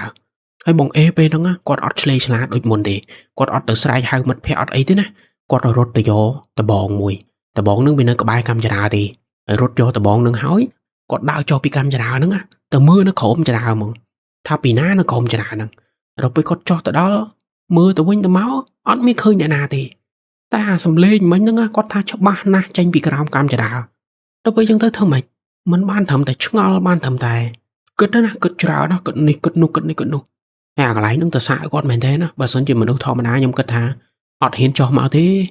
តែបងអេអត់បានទេឮសំឡេងកាន់ដបងចុះមកមើលហ្មងហើយបងអេហ្នឹងក៏យករឿងហ្នឹងទៅប្រាប់មិត្តភ័ក្តិគាត់ទៀតតែដល់ពេលប្រាប់ទៅមិត្តភ័ក្តិអត់ឃើញមិត្តភ័ក្តិអត់ឮដល់ពេលអញ្ចឹងទៅម្នាក់ក៏ដូចថាមិនសូវជឿប៉ុន្តែបងសាលនេះគាត់ដូចថាគាត់បញ្ចេញគំនិតណាគាត់ថាឥឡូវចេះពួកយើងទៅគេងនៅជាន់ទី1ហ្មងទៅគេងនៅជាន់ក្រោមទាំងអស់គ្នាហ្មងទៅបើសិនជាឃើញអីឲ្យឃើញទាំងអស់គ្នាអញ្ចឹងណាហើយពូម៉ាក់គាត់3នាក់ទៀតហ្នឹងក៏យល់ព្រមថាអញ្ចឹងហើយស្រាប់តែយប់បន្ទាប់ពួកគាត់4នាក់ហ្នឹងក៏អង្គុយធ្វើការងារនៅជាន់ក្រោមហ្នឹងហើយអង្គុយធ្វើការបដាគឺគេងនៅហ្នឹងហ្មងយកខ្នោយកភួយមកក្រោមហ្មងចាំល្ងុយពេលណាគឺគេងថ្មហ្នឹងហ្មងទៅហើយម្នាក់ដូចថាអ្នករៀនសិល្បៈអ្នកគូរូបអញ្ចឹងបងប្អូនដឹងហើយគាត់អត់សូវគេងលឿនទេពួកគាត់អង្គុយគូរូបអង្គុយអីហើយបើកភ្លេងបើកចម្រៀងបើកអីស្ដាប់តាមស្ទាយអ្នករៀននៅសាកលវិទ្យាល័យអញ្ចឹងទៅហើយដល់ពេលគូយប់ជ្រៅបន្តិចអញ្ចឹងទៅមិត្តភ័ក្តិម្នាក់ដូចថាចាប់ដើមសើហើយណាចាប់ដើមងុយគេងម្ដងមួយអញ្ចឹងទៅហើយចុងក្រោយសល់បងសាលដែលបងសាលហ្នឹងគាត់នៅយប់ជាងគេមិត្តភ័ក្តិគាត់3នាក់ទៀតលក់ហើយណាមួយគេងនៅលើសាឡុងមួយទៀតគេងនៅលើឥដ្ឋការ៉ូឥដ្ឋអីហ្នឹងក្រាលភួយក្រាលអីគេងអញ្ចឹងទៅហើយបងសាលគាត់នៅតែគូរូបគូអីឲ្យបើកភ្លើងបើកចម្រៀងបើកអីតែគាត់ម្នាក់ឯងហ្នឹងប៉ុន្តែអំឡុងពេលដែលបងសាលគូហ្នឹងគាត់ថាគាត់អស់ពណ៌អស់ color ដែលគាត់ត្រូវយកមកគូហ្នឹងហើយដល់ពេលអស់ចឹងទៅគាត់ត្រូវឡើងទៅយកអា color ហ្នឹងគឺគាត់ទុកនៅក្នុងបន្ទប់អញ្ចឹងបងសាលគាត់ក៏ដើរតាមកម្មចរាហ្នឹងរហូតឡើងទៅបន្ទប់ជាន់លើហើយដល់ពេលឡើងទៅដល់បើកបន្ទប់បើកអីហើយយក color យកអីរបស់គាត់ចុះមកស្រាប់តែគាត់ដើរមកដល់កម្មចរាវិញហើយបំរុងនឹងចុះប៉ុន្តែគាត់មិនទាន់ចុះទេណាគាត់តែឈានមកចំហៀនទេតែមកកម្មពីជាន់លើហ្នឹងមកកម្មចរាតែមកកម្មហ្នឹងទេស្រាប់តែគាត់ឃើញដៃមកគូលូកចេញពីក្រោមកម្មចរាហើយដៃមកគូហ្នឹងលូកយឺតហើយដៃឡើងសឡើងស្លេកលូកចេញពីក្រោមកម្មចរាហ្នឹងលូកមកហើយយកដៃគាត់ហ្នឹងចាប់កម្មចរាហើយក្រោយពីគាត់ចាប់កម្មចរាហ្នឹងមកសន្ទុះស្រាប់តែឃើញសក់មនុស្សចេញពីក្រោមកម្មចរានិយាយងាយទៅគឺក្បាលមនុស្សគាត់កំពុងតែអើតចេញពីអាប្រឡោះកម្មចរាហ្នឹងប៉ុន្តែពេលហ្នឹងដូចថាអើតមិនទាន់ចេញអស់ចេញតែសក់ទេហើយដល់ពេលចេញសក់តិចចឹងទៅពេលហ្នឹងបងសាលបងប្អូនគាត់អត់ទាន់គិតថាខ្មោចទេណាគាត់គិតថាមិត្តភ័ក្តិគាត់នេះបន្លាចគាត់គិតថាមិត្តភ័ក្តិគាត់ហ្នឹងប្រេងហើយសក់ដែលអោតចេញមកហ្នឹងគឺជាប្រភេទសក់វែងហើយមិត្តភ័ក្តិគាត់ហ្នឹងសក់វែងទាំងអស់គ្នាអញ្ចឹងគាត់គិតថាមិត្តភ័ក្តិបន្លាចណាប៉ុន្តែដល់ពេលអ្វីដែលគាត់ឃើញហ្នឹងដូចថាទាញកចេញមកកាន់តែវែងទៅចេញឡើងរហូតមកដល់ខ្នងដល់ពេលចេញមកត្រឹមខ្នងហ្នឹងបានគាត់ដឹងថាមិនមែនមិត្តភ័ក្តិគាត់ទេអ្វីដែលគាត់ឃើញហ្នឹងដូចថាវាចម្លែកណាវាមិនមែនមនុស្សទេដោយសារតែខ្នងដែលគាត់ឃើញហ្នឹងវាស្លេកហើយវាជាប្រភេទខ្នងមនុស្សស្រីមិនមែនខ្នងមនុស្សប្រុសជាប្រភេទខ្នងមនុស្សស្រីដែលសស្លេកហើយអត់មានពាក់កៅអៅទេហើយគាត់កំពុងតែប្រឹងទាញខ្លួនគាត់ហ្នឹងចេញពីអាប្រឡោះកម្មចរាពីខាងក្រោមហ្នឹងគាត់យកដៃទាញអញ្ចឹងរហូតរុញខ្លួនរុញក្បាលគាត់ចេញមកហើយបងសាលគ្រាន់តែឃើញប៉ុណ្ណឹងគាត់លោតមកហ្មងគាត់អត់មានដើរទេណាលោតពីជាន់ទី2ហ្នឹងមកកម្មចរាអាចន់ក្រោមនេះអាកម្មក្រោមនេះលោតម្លងមនុស្សស្រីម្នាក់ហ្នឹងមកហើយគាត់អត់មានងាកមុខទៅមើលស្រីម្នាក់នោះទេណា បើសិនជាបងសាលងាកទៅប្រកាសជាឃើញមុខស្រីម្នាក់ហ្នឹងតែពេលហ្នឹងគាត់អត់ងាកមើលទេលោតម្លងហើយរស់ស្រែកផ្អើពេញផ្ទះហ្នឹងហើយបានមិត្តភក្តិគាត់ហ្នឹងសួរថៃឃើញអីបានបងសាលហ្នឹងរកចូលដៃច្អល់ទៅកម្មចរាហើយគ្រាន់តែគាត់ច្អល់ប៉ុណ្្នឹងពួកគាត់ទាំង4នាក់ងាកមុខទៅកម្មចរាទាំងអស់គ្នាហើយអាចង្វាក់ដែលពួកគាត់ងាកមុខទៅមើលហ្នឹងគាត់ឃើញមនុស្សស្រីម្នាក់អត់មានស្លៀកសម្លៀកបំពាក់ទេអង្គុយនៅកម្មចរាប៉ុន្តែសភាពគាត់អង្គុយហ្នឹងដូចថាគាត់ជាមនុស្សស្រីម្នាក់ដែលអត់មានកម្លាំងគាត់អង្គុយសឹងតែមិនចង់រួចគាត់យកខ្នងគាត់ហ្នឹងផ្អែកនៅជាងតែអត់មានសម្លៀកបំពាក់ទេទាំងខាងលើនិងខាងក្រោមគឺស្រាតហ្មងប៉ុន្តែគាត់ថាគាត់សក់វែងប៉ុន្តែសក់វែងគាត់ហ្នឹងសក់សើមសក់ដែលត្រូវទឹកសើមឡើងជោកមកហ្មងហើយធ្លាក់គ្របមកលើខ្លួនគាត់ហ្នឹងអញ្ចឹងពួកគាត់ទាំង4នាក់ហ្នឹងមើលអត់ឃើញមុខស្រីម្នាក់ហ្នឹងទេដោយតែសក់វាគ្របមកឲ្យវាជិតអញ្ចឹងណាគាត់ថាវាចេញកន្លែងភ្នែកកន្លែងមាត់កន្លែងអីតិចអញ្ចឹងទៅហើយអំឡុងពេលដែលស្រីម្នាក់ហ្នឹងអង្គុយផ្អែកអញ្ចឹងនៅតាមកម្មចរាហ្នឹងគាត់អង្គុយអត់កម្លាំងមែនប៉ុន្តែគាត់ព្យាយាមលើកដៃចង្អុលគាត់ចង្អុលចង់ឲ្យ4នាក់គាត់ហ្នឹងមើលហើយកន្លែងដែលគាត់ចង្អុលហ្នឹងគឺនៅខាងក្រោមកម្មចរាហ្នឹងឯងប៉ុន្តែពេលហ្នឹងបងសាលជាមួយមិត្តភក្តិគាត់អត់សូវខ្វល់ពីនារីម្នាក់ហ្នឹងទេដូចថាចង់ចង្អុលទៅណាគាត់ថាអ្វីដែលគាត់ឃើញហ្នឹងគឺអញ្ចឹងគឺលើកដៃប្រឹងចង្អុលតែគ្រាន់តែ4នាក់គាត់ឃើញអញ្ចឹងនាំគ្នារត់ហ្មងគាត់ថាកន្លែងចង្អុលហ្នឹងគឺទ្រាំលែងបានបើកទ្វារបើកអីហើយរត់ចេញពីផ្ទះហ្នឹងហ្មងរត់ហ្មងអត់មានជិះម៉ូតូអត់មានអីទេរត់ហ្មងចោលម៉ូតូចោលអីនៅក្នុងហ្នឹងសិនរត់ទៅរកកន្លែងដែលភ្លឺរួចហើយអង្គុយឲ្យបាត់ហត់ទាំងអស់គ្នាអញ្ចឹងទៅហើយអាហ្នឹងគឺជាហេតុការណ៍ដែលពួកគាត់ជួបទាំងអស់គ្នាគឺជាលើកដំបូងដែលពួកគាត់ជួបទាំងអស់គ្នាពីមុនមកជួបម្នាក់ឯងតែយប់នេះគឺជួបទាំង4នាក់ដល់ពេលជួបទាំង4នាក់អញ្ចឹងទៅវាច្បាស់ហើយមែនទេវាប្រកាសជាខ្មោចវាមិនមែនមនុស្សទេគ្មានមនុស្សណាមកធ្វើអញ្ចឹងឲ្យយើងឃើញហើយធ្វើអាកប្បកិរិយាដូចចម្លែកអញ្ចឹងណាហើយមួយទៀតបងប្អូនខ្ញុំភ្លេចបញ្ជាក់ស្រីម្នាក់នោះនៅពេលដែលគាត់អង្គុយតាមកម្មចរាហ្នឹងខ្លួនគាត់សិតតែឈាមហើយខ្លួនគាត់សិតតែរបួសដូចថាគាត់កោសនឹងកម្មចរាឬមួយក៏គាត់ទៅមានរបួសនឹងអីអត់ដឹងទេណាដោយសារតែពេលដែលគាត់បង្ហាញខ្លួនឲ្យបងសាលឃើញហ្នឹងគឺគាត់ប្រឹងទាញខ្លួនគាត់នេះចេញតាមប្រឡោះកម្មចរាអញ្ចឹងប្រឡោះកម្មចរាបងប្អូនដឹងហើយថាវាតូចហើយខ្លួនមនុស្សតម្រាំតែចេញតាមប្រឡោះកម្មចរាហ្នឹងបានតោះតែយើងប្រឹងកកិតខ្នងយើងនេះនឹងកម្មចរាមែនទេអញ្ចឹងតាមខ្លួនតាមអីហ្នឹងវាមិនលបកស្បែកវាមិនរបួសមិនអីអញ្ចឹងពេលហ្នឹងពួកគាត់4នាក់សន្និដ្ឋានបែបហ្នឹងថាខ្លួនម្នាក់ស្រីនោះដែលរបួសដែលមានឈាមមានអីហ្នឹងគឺប្រហែលជាគាត់កុសនឹងកម្មចរាឬក៏គាត់ត្រូវរបួសនឹងអីអានេះយើងអត់ទាន់ច្បាស់ទេតែអ្វីដែលឃើញគឺអញ្ចឹងគឺរន្ធត់មែនតើហើយបច្ចៈទៀតណានៅខាងក្រោមកម្មចរាហ្នឹងគឺគេបិទប្រទេសក្តារពីក្រោមអញ្ចឹងអត់មានអ្នកណាអាចអើតកចេញពីក្រោមកម្មចរាឬមួយក៏លូកដៃរូបអីចេញពីក្រោមកម្មចរាបានទេអ្នកដែលធ្វើបានហ្នឹងគឺមានតែខ្មោចពីព្រោះវាអត់មានប្រឡោះឲ្យយើងចេញមកបានទេអញ្ចឹងហើយបានពួកគាត់ដូចថាច្បាស់ថាអ្វីដែលគាត់ឃើញហ្នឹងគឺខ្មោច 100% ហើយមួយភ័យណាស់មិនដឹងជាធ្វើម៉េចចង់ឲ្យទៅនៅវិញក៏ត្រូវគិតដែរមែនទេថាគួរទៅនៅអត់ហើយបើសិនជាទៅនៅបែបម៉េចធ្វើម៉េចតោះអញ្ចឹងណាចុងពេលនោះបានតាមទាំងគួយភ័យពិភាក្សាគ្នានៅអាកន្លែងភ្លឺហ្នឹងហើយរហូតដល់ស្អែកឡើងបានពួកគាត់ទាំង4នាក់ហ្នឹងទៅវត្តទៅរកលបងដែលគង់នៅវត្តនៅក្បែរផ្ទះគាត់ហ្នឹងបានទៅដល់វត្តទៅបានជម្រាបរឿងរ៉ាវទាំងអស់ជូនទៅលបងហើយដល់ពេលជម្រាបអស់ហើយបានលបងមានសង្កេតការថាមិនអីទេញោមមិនអីទេគាត់គ្មានបំណងអាក្រក់អីទេមិនអីទេអញ្ចឹងគឺលបងមានសង្កេតការមកសាមញ្ញមែនតើមិនអីទេញោមអីទេគាត់គ្មានបំណងអាក្រក់អីទេមិនអីទេហើយបងសាលជាមួយមិត្តភក្តិគាត់ហ្នឹងក៏សុំលបងជួយកណាផងកណាខ្លាចកណាឃើញច្បាស់ណាស់យប់មិញមួយឡើងស្លេកអស់ហើយឡើងភ័យអស់ហើយអញ្ចឹងទៅប៉ុន្តែលបងនៅតែមានសង្កេតការបែបសាមញ្ញមិនអីទេញោមអីទេគាត់មិនធ្វើអីញោមទេគាត់ធ្វើអីញោមទេអញ្ចឹងបងសាលគឺប្រាប់មកបែបហ្នឹងមកគឺលបងមានសង្កេតការមកធម្មតាប៉ុន្តែអ្វីដែលពួកគាត់ជួបហ្នឹងគឺមិនធម្មតាអញ្ចឹងដល់ពេលគាត់សុំលបងទៅវិញទៅមកទៅបានលបងធ្វើទឹកមុនឲ្យលបងធ្វើទឹកមុនឲ្យហើយលបងក៏មានយ័ន្តមានអីឲ្យដែរតែជាប្រភេទយ័ន្តដែលលបងចាខ្លួនឯងណាបងចានៅលើយ័ន្តអញ្ចឹងទៅរួចហើយចែកឲ្យពួកគាត់ហ្នឹងម្នាក់មួយស្លឹកអញ្ចឹងទៅហើយលបងណែនាំឲ្យពួកគាត់ហ្នឹងយកទឹកមុនដែលលបងធ្វើយកទៅលាងតាមកម្មចរាហើយលាងឲ្យគ្រប់កម្មដូចថាចាក់មកកម្មលាងអញ្ចឹងទៅហើយធ្វើឲ្យគ្រប់យ៉ាងនឹងប្រសើរអាហ្នឹងអ្វីដែលលបងមានសង្កេតការមកហើយពួកគាត់បានប៉ុណ្្នឹងហើយក៏មកធ្វើតាមអ្វីដែលលបងណែនាំអញ្ចឹងទៅពួកគាត់យកយ័ន្តយកអីហ្នឹងមកបិទតាមមុខបន្ទប់ ហើយយកទឹកមុនទឹកអីហ្នឹងយកលាងតាមកម្មចរាតាមអីតាមអ្វីដែលលោកបងមានសង្កេតការប្រាប់ចឹងទៅហើយដល់ពេលធ្វើហើយពួកគាត់អត់ដឹងថាបានផលអត់ទេណាប៉ុន្តែគ្រាន់តែថា4នាក់គាត់ហ្នឹងឈប់ទៅគេងនៅជាន់ក្រោមហើយយប់ឡើងក៏អត់ចង់ចេញពីបន្ទប់ដែរគឺនៅក្នុងបន្ទប់ចង់បត់ជើងតូចបត់ជើងធំអីគឺបត់ឲ្យហើយអាពេលដែលមេឃរៀងភ្លឺដូចថាម៉ោង6ម៉ោង7អីដូចថាមិនសូវអីអញ្ចឹងចង់ធ្វើអីធ្វើឲ្យហើយយប់ឡើងទៅលើគឺទៅលើដល់ថ្នាក់មិត្តភ័ក្ដិគាត់ពេលខ្លះយកកថាមកណូមមកបងប្អូនគិតមើលហើយបងប្អូនកុំឆ្ងល់ពួកគាត់ណាថាហេតុអីមិនចេញពីផ្ទះហ្នឹងហេតុអីមិនទៅនៅកន្លែងផ្សេងគឺពួកគាត់ថាពេលហ្នឹងអត់សូវមានលុយបងសាលគាត់ថាពេលហ្នឹងក្រុមពួកគាត់អត់សូវមានលុយទេហើយការងារដែលគាត់រៀនហ្នឹងគឺត្រូវទិញឧបករណ៍រៀនត្រូវទិញអីច្រើនអញ្ចឹងនៅហ្នឹងវាធូរថ្លៃតែវាខ្មោចលងតែប៉ុណ្ណឹងតែបើថាយើងកុំចោះទៅជាន់ក្រោមគឺអត់មានឃើញអីទេអាហ្នឹងអ្វីដែលបងសាលប្រាប់មកហើយក៏ជាមូលហេតុដែលធ្វើឲ្យគាត់ហ្នឹងទ្រាំនៅផ្ទះហ្នឹងទៅហើយណាមួយគាត់ចង់តេស្តផងគាត់ចង់ដឹងថាទឹកមុនដែលគាត់បានពីវត្តហើយយន់ដែលគាត់បានពីវត្តហ្នឹងដូចថាបានផលអត់បើសិនជាបានផលគាត់មិនស្រួលបងប្អូនគិតមើលបើសិនជាយកមកបិទហើយយកទឹកមុនទឹកអីលាងកម្មចរាហើយលែងមានខ្មោចលែងមានអីឡងអញ្ចឹងគាត់មិនស្រួលគាត់មិនជួលផ្ទះហ្នឹងនៅទៅតម្លៃក៏ធូរ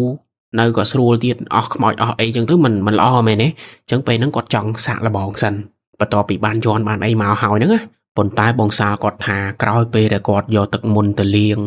ហើយយកយន់យកអីមកបិទមុខបន្ទប់ហ្នឹងពួកគាត់4នាក់អត់ចុះទៅក្រៅមែនប៉ុន្តែពួកគាត់តែងតែឮសំឡេង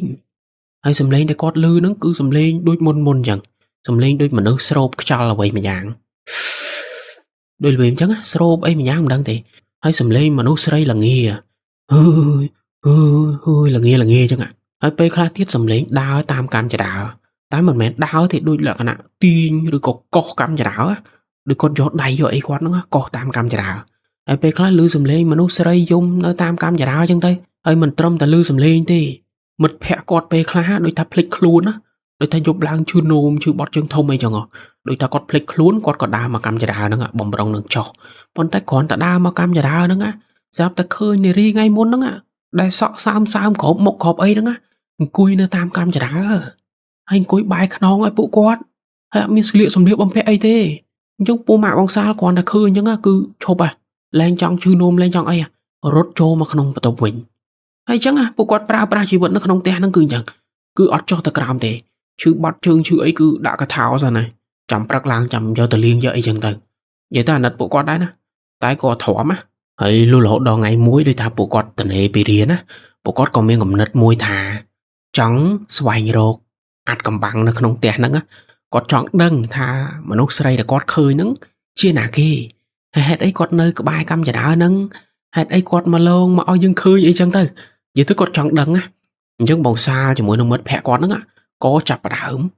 រើអីវ៉ាន់ក្នុងផ្ទះហ្នឹងហើយដូចបញ្ជាក់ចឹងពូអ្នកលោកបាយពេលដែលគាត់ចេញគាត់អត់មានយកអីវ៉ាន់ទៅទេគាត់ទៅតែខ្លួនជាមួយនឹងសម្លៀកបំពាក់គាត់ទេតែអីវ៉ាន់ដែលគាត់នៅពីមុនគឺនៅក្នុងផ្ទះហ្នឹងទាំងអស់តែ4នាក់គាត់ដូចថាមិនសូវជារុះរើមិនសូវជាចាប់អារម្មណ៍ប៉ុន្តែថ្ងៃហ្នឹងគាត់ថាតនេពីរៀនគឺឆែកមើលឲ្យអស់តាមតុកតាមទូកលុកកលៀតក្រោមតុកក្រោមក្រែអីហ្នឹងគាត់ចង់ដឹងថាផ្ទះហ្នឹងវាមានអីដែលអាចកំបាំងដែលពួកគាត់អត់ទាន់ដឹងអញ្ចឹងណាប៉ុន្តែពេលដែលពួកគាត់ឆែកទៅវិញទៅមកដូចថាចានឆ្នាំងនៅក្រោមទូដាក់ចានដាក់អីហ្នឹងហើយទូទទួលទូអីសាឡុងកលៀតក្រែកលៀតអីគាត់រកយ៉ាងណាក៏រកអត់ឃើញដែរបងប្អូនដូចថាវាគ្មានអីដែលចម្លែកតែស្រាប់តែមានមិត្តភ័ក្ដិម្នាក់គាត់ស្រែកចេញមកគាត់ថាតិចធុងតកកទៅគាត់ស្រែកមកអញ្ចឹងគាត់ថាតិចធុងតកកទៅហើយដល់ពេលគាត់ស្រែកអញ្ចឹងទៅម្នាក់ដូចថាមើលមុខគ្នាដោយសារតែមនុស្សស្រីដែលគាត់ឃើញហ្នឹងទី1គឺគាត់សក់សើមហើយទី2គឺគាត់ធ្វើខ្លួនដូចល្ងាហើយពួកគាត់ក៏ធ្លាប់ឮសំឡេងល្ងាញ័រដែរអញ្ចឹងដល់ពេលហ្នឹងស្រាប់តែមានសំឡេងមិត្តភ័ក្ដិម្នាក់ស្រែកចេញមកតិចធុងតកកទៅគាត់តែអាសំឡេងហ្នឹងធ្វើឲ្យពួកគាត់គិតហ្មងហើយដល់ពេលពួកគាត់គិតចឹងហើយអត់មានទុកយូរទេនាំគ្នាលើកធុងតកកហ្នឹងយកទៅលក់ហើយអាតាមផ្លូវដែលគាត់ជិះទៅរៀនជាប្រចាំហ្នឹងមានកន្លែងមួយដែលគេទទួលទិញរបស់មកទឹកទទួលទិញអេចាយទិញអីចឹងណាអញ្ចឹងបងសាជាមួយនឹងមិត្តភ័ក្ដិគាត់ហ្នឹងក៏យកអាធុងហ្នឹងទៅលក់នៅកន្លែងមួយហ្នឹងប៉ុន្តែអំឡុងពេលដែលគាត់យកធុងហ្នឹងទៅលក់អីដែលគាត់អ្នកទិញហ្នឹងគាត់ថាគាត់យកធុងហ្នឹងប្រើខ្លួនឯងដោយសារតែធុងហ្នឹងវានៅស្អាតហើយវាធំវាស្រួលដាក់វ៉ាន់ដាក់តកដាក់អីចឹងហ៎ចឹងគាត់ថាគាត់ទិញទុកប្រើខ្លួនឯងហើយបងសាលបងអីគាត់អត់មាននិយាយអីទេ ហើយក៏គាត់អត់បានប្រាប់ពីហេតុផលដែលគាត់យកធុងនឹងទៅលក់ដែរណាគាត់ថាគាត់លក់ហើយគាត់ត្រឡប់មកផ្ទះតាមធម្មតាអញ្ចឹងទៅតែពេលដែលលក់ហ្នឹងអត់ទាន់ដឹងទេថាធុងហ្នឹងមានខ្មោចមែនអត់ឬក៏មិនអត់ដឹងទេណាគាត់តែថាអ្វីដែលគាត់យកទៅលក់ហ្នឹងគឺគាត់គិតខ្លួនឯងគាត់គិតថាខ្មោចស្រីម្នាក់ហ្នឹងប្រហែលជាមានអីតាក់ទងនឹងធុងតកកមួយហ្នឹងហើយក្រោយពេលដែលគាត់លក់ធុងមួយហ្នឹងណាបានប្រហែលជា2-3ថ្ងៃស្រាប់តែបានផលបងប្អូនគាត់ថា2-3ថ្ងៃហ្នឹងគាត់អត់មានឮសំឡេងអីទេអត់មានឮសំឡេងមនុស្សស្រូបខ្យល់ឬក៏មនុស្សល្ងាឬក៏ស្អីដែលចេញពីកម្មចរាអីហ្នឹងបងសាលគាត់ថាអត់ដែរឮទេហើយមិត្តភក្តិគាត់3នាក់ទៀតហ្នឹងក៏អត់ឮដែរអញ្ចឹងពេលហ្នឹងពួកគាត់គិតថាប្រហែលជាត្រូវណាប្រហែលជាយើងយករបស់ត្រូវប្រហែលជាវិញ្ញាណស្រីម្នាក់ហ្នឹងនៅក្នុងធុងតកកមួយហ្នឹងតែហ្នឹងអ្វីដែលគិតទេណាហើយស្រាប់តែថ្ងៃមួយជិះទៅរៀនជិះកាត់អាកន្លែងដែលគាត់យកធុងហ្នឹងទៅលក់ស្រាប់តែជិះកាត់ពុបឃើញដែលទិញធុងតកកថ្ងៃមុនហ្នឹងលើកបក់ដៃហៅបងសាលជាមួយនឹងមិត្តភក្តិគាត់3នាក់ទៀតហ្នឹងឲ្យឈប់មហោគាត់បន្តិចចឹងទៅនិយាយទៅបក់ដៃហៅបងសាលទៅហ្មងហើយបងសាលគាត់ឃើញចឹងក៏អែបម៉ូតូទៅខាងហ្នឹងទៅរហូតចតទៅហើយគាត់ទៅពួកគាត់ចតភ្លាមអ្នកទិញធុងតកកថ្ងៃមុនហ្នឹងសួរមកពួកបងសាលភ្លាមគាត់សួរថាធុងតកកដែលបងសាលយកទៅលក់លើកមុនហ្នឹងគឺជាធុងអីគេហើយធុងហ្នឹងបានមកពីណាមានប្រវត្តិមកពីណាពីណីខ្លះចឹងទៅគាត់ចង់ដឹងប៉ុន្តែបងសាលជាមួយមិត្តភក្តិគាត់ថាអត់ដឹងទេគាត់គ្រាន់តែដឹងថាធុងហ្នឹងគឺជាធុងបោះពូអ្នកលក់បាយតែគាត់អត់ដឹងប្រវត្តិទេថាធុងហ្នឹងដាក់អីឬក៏មានរឿងអីពីមុនមកគាត់អត់ដឹងទេហើយគាត់យកមកលក់ហ្នឹងដោយសារតែគាត់ទិញធុងថ្មីហើយធុងហ្នឹងវាធំពេកវាឆ្អៀតផ្ទះវាអីចឹងទៅនិយាយទៅពួកបងសាលគាត់កុហកតែដល់ពេលគាត់និយាយហើយបានអ្នកទិញហ្នឹងគាត់ប្រាប់មកទៅគាត់ថាក្រោយពេលដែលគាត់ទិញធុងហ្នឹងយកទៅប្រើតែគាត់មិនបានប្រើខ្លួនឯងទេគាត់ទិញហើយគាត់យកឲ្យបុគ្គលិកគាត់ប្រើតែអំឡុងពេលដែលបុគ្គលិកគាត់ប្រើហ្នឹងបុគ្គលិកគាត់ថាមានយប់មួយគាត់ឮសំឡេងអ្វីមួយយ៉ាងចេញពីក្នុងធុងតកកមួយហ្នឹងហើយដល់ពេលគាត់ឮសំឡេងអញ្ចឹងគាត់ដើរទៅមើលគាត់បំរុងនឹងបើកមើលប៉ុន្តែគ្រាន់តែគាត់ដើរជិតដល់លេងគាត់ឃើញក្បាលមនុស្សស្រីម្នាក់គាត់បង្ហើបកម៉ូបធុងតកកហ្នឹងរួចហើយគាត់អើតភ្នែកមកមើលបុគ្គលិករបស់ម្នាក់ហ្នឹងបងប្អូនសម័យរូបឃើញមែនទេដូចថាមានក្បាលមនុស្សម្នាក់គាត់យកក្បាលគាត់ហ្នឹងរុញកម្របធុងតកកហើយគាត់អើតភ្នែកមកមើលយើងអញ្ចឹងណាលក្ខណៈអញ្ចឹងហ្មងអាហ្នឹងបងប្អូនអ្វីដែលបុគ្គលិកម្នាក់ហ្នឹងគាត់ឃើញហើយមានបុគ្គលិកខ្លះទៀតឃើញធុងតកកហ្នឹងបើកកម៉ូបចេញមកដោយខ្លួនឯងប៉ុន្តែពេលដែលគាត់ដើរទៅមើលអត់មានឃើញអីក្នុងហ្នឹងទេប៉ុន្តែធុងហ្នឹងមិនបើកកម៉ូបខ្លួនឯងហើយគាត់ក៏បិទកម៉ូបធុងហ្នឹងវិញទៅហើយមានបុគ្គលិកម្នាក់ទៀតគាត់ថាឃើញដៃមនុស្សស្រីម្នាក់លោកចេញពីក្នុងធុងតកកហ្នឹងចេញមកលោកដាក់ចេញមកក្រៅហ្មងត្រឹមកែងដៃហ្មងហើយគាត់ថាឃើញច្បាស់ណាស់ដៃហ្នឹងគឺដៃមនុស្សស្រីដែលសារតែដៃតូចសឡូនអញ្ចឹងណាប៉ុន្តែពេលគាត់ឃើញហ្នឹងបានដៃស្រីម្នាក់ហ្នឹងដូចថាគាត់ទាញចូលទៅក្នុងវិញទៅហើយអាហ្នឹងគឺជាហេតុការណ៍ដែលពួកគាត់ជួបពីធុងតកកមួយហ្នឹងហើយដល់ពេលបងសាគាត់លឺអញ្ចឹងគាត់ក៏ថាមិនដឹងទេអញ្ចឹងទៅនិយាយទៅបងសាក៏អត់ដឹងមែនតែក្រុមបងសាហ្នឹងក៏ខូចដែរដោយថាគាត់គិតថាធុងហ្នឹងមានខ្មោចគាត់យកទៅលក់ឲ្យម្នាក់ហ្នឹងហើយម្នាក់ហ្នឹងគាត់ក៏ឲ្យបុគ្គលិកគាត់ប្រើអញ្ចឹងទៅហើយបុគ្គលិកក៏ជួបខ្មោចគ្រប់គ្នាអញ្ចឹងទៅតែធុងហ្នឹងពេលដែលគាត់និយាយជាមួយម្នាក់ហ្នឹងយកទៅលក់បាត់ហើយណាយកទៅលក់ឲ្យអ្នកណាអ្នកណីបាត់អត់ដឹងទេហើយបងសាជាមួយនឹងមិត្តភក្តិគាត់ហ្នឹងក៏លាម្នាក់ហ្នឹងមកផ្ទះវិញទៅហើយពេលនោះពួកគាត់ណាដូចថាយកចំរបស់ត្រូវអាពេលដែលឆែកផ្ទះហ្នឹងគឺអត់ដឹងទេថារបស់ណាដែលតាក់ទងនឹងខ្មោចស្រីម្នាក់ហ្នឹងហើយខ្មោចស្រីម្នាក់ហ្នឹងមកពីណាគាត់នៅជាមួយនឹងអីនៅណានៅណីអត់ដឹងទេតែកលែកទៅឃើញធុងតកកនៅក្រុមកម្មចរាហ្នឹងក៏យកធុងនឹងទៅលក់ហើយដល់ពេលយកទៅលក់មានហេតុការណ៍បែបហ្នឹងកើតឡើងចំពោះអ្នកដែលទិញអញ្ចឹងពួកគាត់មិនច្បាស់ហ្នឹងមែនទេថា 100% ខ្មោចស្រីដែលគាត់ឃើញហ្នឹងគឺប្រកាសជានៅក្នុងធុងតកកមួយហ្នឹងអញ្ចឹងពេលហ្នឹងណាស់ម្នាក់ណាស់គិតថាផ្ទះលេងមានខ្មោចលេងមានអីណាហើយដល់ពេលទៅដល់ផ្ទះវិញពួកគាត់ទាំង4នាក់ហ្នឹងក៏ដើរបកយ័ន្តចោលយ័ន្តដែលបានពីវត្តដែលលបងជូនលើកមុនហ្នឹងបកហើយយកទៅបោះចោលហ្មងដោយសារតែពេលហ្នឹងពួកគាត់គិតថាលេងមានខ្មោចហើយបើសិនជាលេងមានខ្មោចហើយបិទធ្វើអីទៀតមែនអត់បិទនាំតែព្រឺសបល់ហ្នឹងធម្មតាបន្ទប់មានយ័ន្តនៅពីមុខមិនមែនល្អមើលទេណាបងប្អូនបន្ទប់មានយ័ន្តនៅពីមុខធ្វើឲ្យយើងព្រឺសបល់ដែរណាពេលខ្លះអញ្ចឹងពួកគាត់ក៏បកចោលអញ្ចឹងទៅហើយក៏ប្រើជីវិតធម្មតានៅក្នុងផ្ទះហ្នឹងទៅហើយពេលហ្នឹងយប់ឡើងពួកគាត់ទាំង4នាក់ហ្នឹងក៏យកការងារគំនូរបស់គាត់ហ្នឹងមកគូនៅជាន់ខាងក្រោមនិយាយទៅគេហ៊ានវិញណាគេហ៊ានធ្វើដូចមុនវិញមកគូនៅជាន់ក្រោមអញ្ចឹងទៅហើយងុយគេងថ្មណាក៏ឡើងទៅបន្ទប់ខាងលើគេអញ្ចឹងទៅប៉ុន្តែកន្លងពីអាពេលបកយ័ន្តហ្នឹងតែ3ថ្ងៃទេ Sạp tại giúp mùi nâng á, phụ quát tăng bôn nè, cho mà tròn cào. Hay nóm khá niên cúi cú cầm nụ bỏ phụ quát nâng á. Hay bên nâng giúp hiện trao rồi, bà chỉ mong mùi ta pi giúp. Sạp tại chô mong pi giúp nâng á. Sạp ta cú cầm nụ sốc sốc. Plương tè quát nè việc đạch. Đôi thác cú ngất phụp từ chẳng á. Hay bên nâng phụ quát hiện nhẹ đây nè, tại sao tại nâng cứ chỉ ca đạch plương lược tà bồn con nông tè nâng. Hay đạch trong cả đá chụp tiệt đâu bây chân tôi bự rồi bỏ. Bọn ta lông bê đã đạch plương ngất chân nâng á. Sạp ta phụ quát lư sầm lên mà nụ sấy là nghĩa. Lư sầm lên. Hơi. Quát lư sầm lên nâng á. Chanh bị cam chả đà. Hay bà to bị lư sầm lên nâng hói. Quát lư sầm lên nhà quấy mà giang tê. Chanh bị bà tè chơ nâng cam chả đà nâng á. Rồi tham miên bị na mà nè tới chuan rồi có tới pa rồi có tới cắt tới ấy nâng á. Quát lư ết nâng cả lánh chơ nâng á. Hay sạp ta lông bê đã lư mà sở tu nâng á. Sạp ta plương bà tè bị plương mà quỳnh. Hay đọc bê plương bà tè plương mà quỳnh. Vậy để quát sầm lăng tơn môn kế. Cứ cam chả đà. Đại sao ta sẽ lên môn nâng bị lư chanh bị cam chả đà. Chúc bê nó còn là miên plương máu. Buồn nẹ quát nâng á. Nghĩa ta cam chả đà môn kế. Hay chồng vạ đại quát nghĩa ta cam chả đà nâng á. Bông xa nâng mất phẹ quát tăng ọc nè. Khơi tăng ọc nè. Quát tha khơi mà nô srei mà nè. Có bông ta vía cho pi chon ti pi nâng á. Tam cam chả đà cho mà krao. Hay quát vía cho mau mong. Quát phở đầy pi chơn pi quát nâng á. Vía tam cam chả đà cho mau. Hay bông bốt sầm máy rụp hiếp mưa á. Srei mà nè đại vía cho mau nâng á. Khluôn quát đôi ọt miên cho ăn chẳng. Khluôn quát làng tôn đôi cả ngẹ cả ngọ đôi vía tới chuên tới sạ đám á. Hay quát prăng vía cho mà krao nâng á. Mà đong mà cam. Hay sọ quát vênh, sọ xa hâm. Hay khluôn pran ọt miên sliệ sầm lệ bóng phê ấy tế. Cứ srat anil vía cho krao nâng á. Hay buôn nẹ quát bê nông á. Quát thắc khơi chẳng hoi á. Sang ta kiang chọp nè nâng á. Sang ta rốt mình rối chá. Đời xa ta vậy để khơi nó cứ bị xóa bê chá. Hay sầm lê là nghĩa đắng nơi ta lừ. Hơi. Hay srei mà nè nó vía mà đâu mà cam cho krao. Bộ quát khó là khơi mà nâng á. Rốt bọc chương cầm nụ để bộ quát cu môn nâng á. Rốt bọc đua là lông bên nhà bên này. Rồi hay rốt ta krao bê hay rốt ta cả lánh plư lực môn nè. Vì thân nó có bài cả sang có bài ấy nâng á. Vì mình plư mình ấy nâng á. Rốt tăng côi cái lánh nâng á. Rồi hay nhòa phây tăng ọc nè nâng ta. Hát mình mà tè với nhá nè. Cứ kê nâng cái lánh nâng mong. Nâng côi nâng kê nâng cái lánh băng nâng á. Là hốt tol plư. Hay phây mà ta mùi để ta thằng dương lực môn thế đó.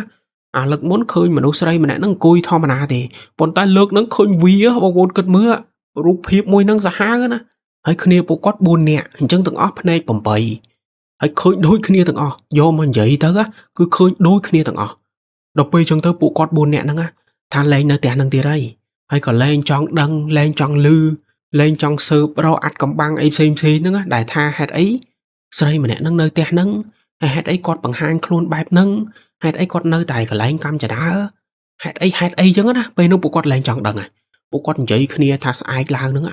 Rơi bán chanh mong tờ. Hãy chụp nơi tè nâng tiết. Hãy ná mối bộ quát ọt sới khát ấy vào màn tì. Đại xa tại bộ quát tờ chua tè nâng. ọt miên cọ lôi cọ ấy tì. Chẳng trong chanh còn mình sơi chỉ khát bằng ấy vào màn á. Hãy bộ quát nơi tón bán mà khai á. Đôi tháp bán bà chỉ chất mà khai. Tai có thắt chanh mau mong tờ. Nơi lên cá đại thòm lên cá đấy ná. Chẳng đập bên giấy khnia hói.